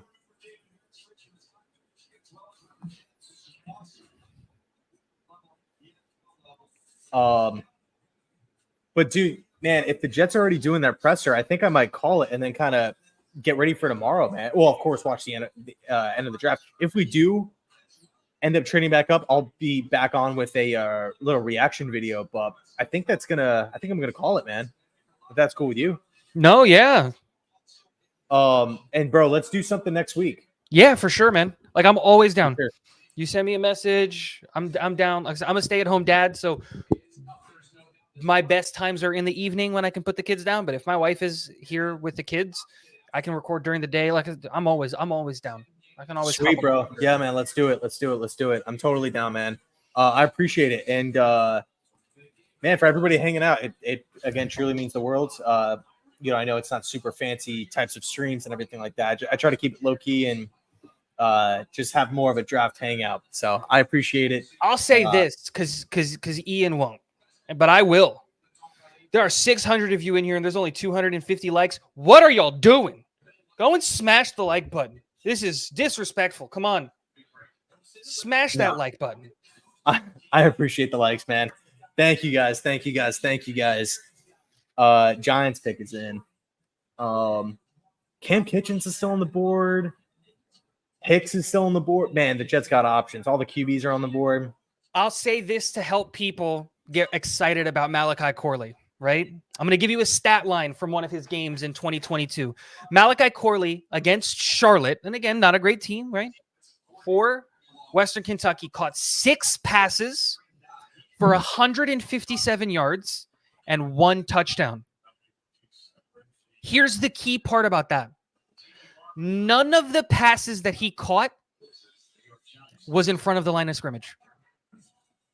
He ran for 157 yards on 6 passes and a touchdown. Well, dude, the Western Kentucky offense is ran by. Do you remember? You remember Clay Helton, the old USC coach, who was actually Charlotte's coach? So it's Helton's brother, and they run a wide open air raid system. So Corley's used to catching quick little screens, quick little shifty mesh routes, slants, all that kind of stuff. Giants go to the corner here. Phillips from Kentucky, who I actually think is pretty underrated. This is a nice scoop for the Giants, but he's a nice man corner. It's great for that scheme. Corley's the type of player that, on play action and whatnot, I don't necessarily know if we're going to see him. I think in those 3rd and shorts, those shotgun situations, and you see Corley line up on the inside, those are where we're going to see Malachi really make an impact, of course, along with special teams. Jocelyn, I appreciate you. That's a great point. With these new special teams rules, this pick might have just ended Xavier Gibson's opportunity with the Jets. Like, if we're being honest, because of the new kickoff rules. You want that bowling ball to be able to run through guys. It's much closer. Yeah, dude. I mean, I'll say this. I think Xavier Gibson is one of the best backup slot receivers then, if that's the case. If that's the case, yeah, this might have been – it's so weird because now you've got your traditional X in Mike Williams, and then his backup technically – does this mean Jason Brownlee's not on the roster? Because you're not going to carry 3 really tall, big, strong wide receivers? I think we will, because we don't know the health of Mike Williams yet. But Irv Charles has to be on the team because he plays special teams. Or do you take Irv Charles out and then teach Jason Brownlee special teams? If the Jets don't go QB and we just want to rock with 2 QBs and maybe practice squad a guy, we can just do that and save a roster spot there. It's a good point. And also, too, I mean, if whatever the news is true about, or the rumor is true about JFM potentially getting moved, there's a roster spot there. Yeah, but I don't know. So interesting. Yeah. But Tigo, bro, I appreciate you, man. I'll shoot you a message. Thanks a ton for hopping on, man. Thanks. Yeah, man. It was fun. It was a blast. Thanks for having me. For sure, bro. Appreciate you. And yeah, man, for everybody hanging out, I appreciate it. Let's freaking go. Tomorrow's going to be nuts. I cannot wait. We got so many picks. It's going to be sweet. And awesome. Thanks, Brianna. Baby Debo. Let's go. We'll end it on that. Thanks, guys.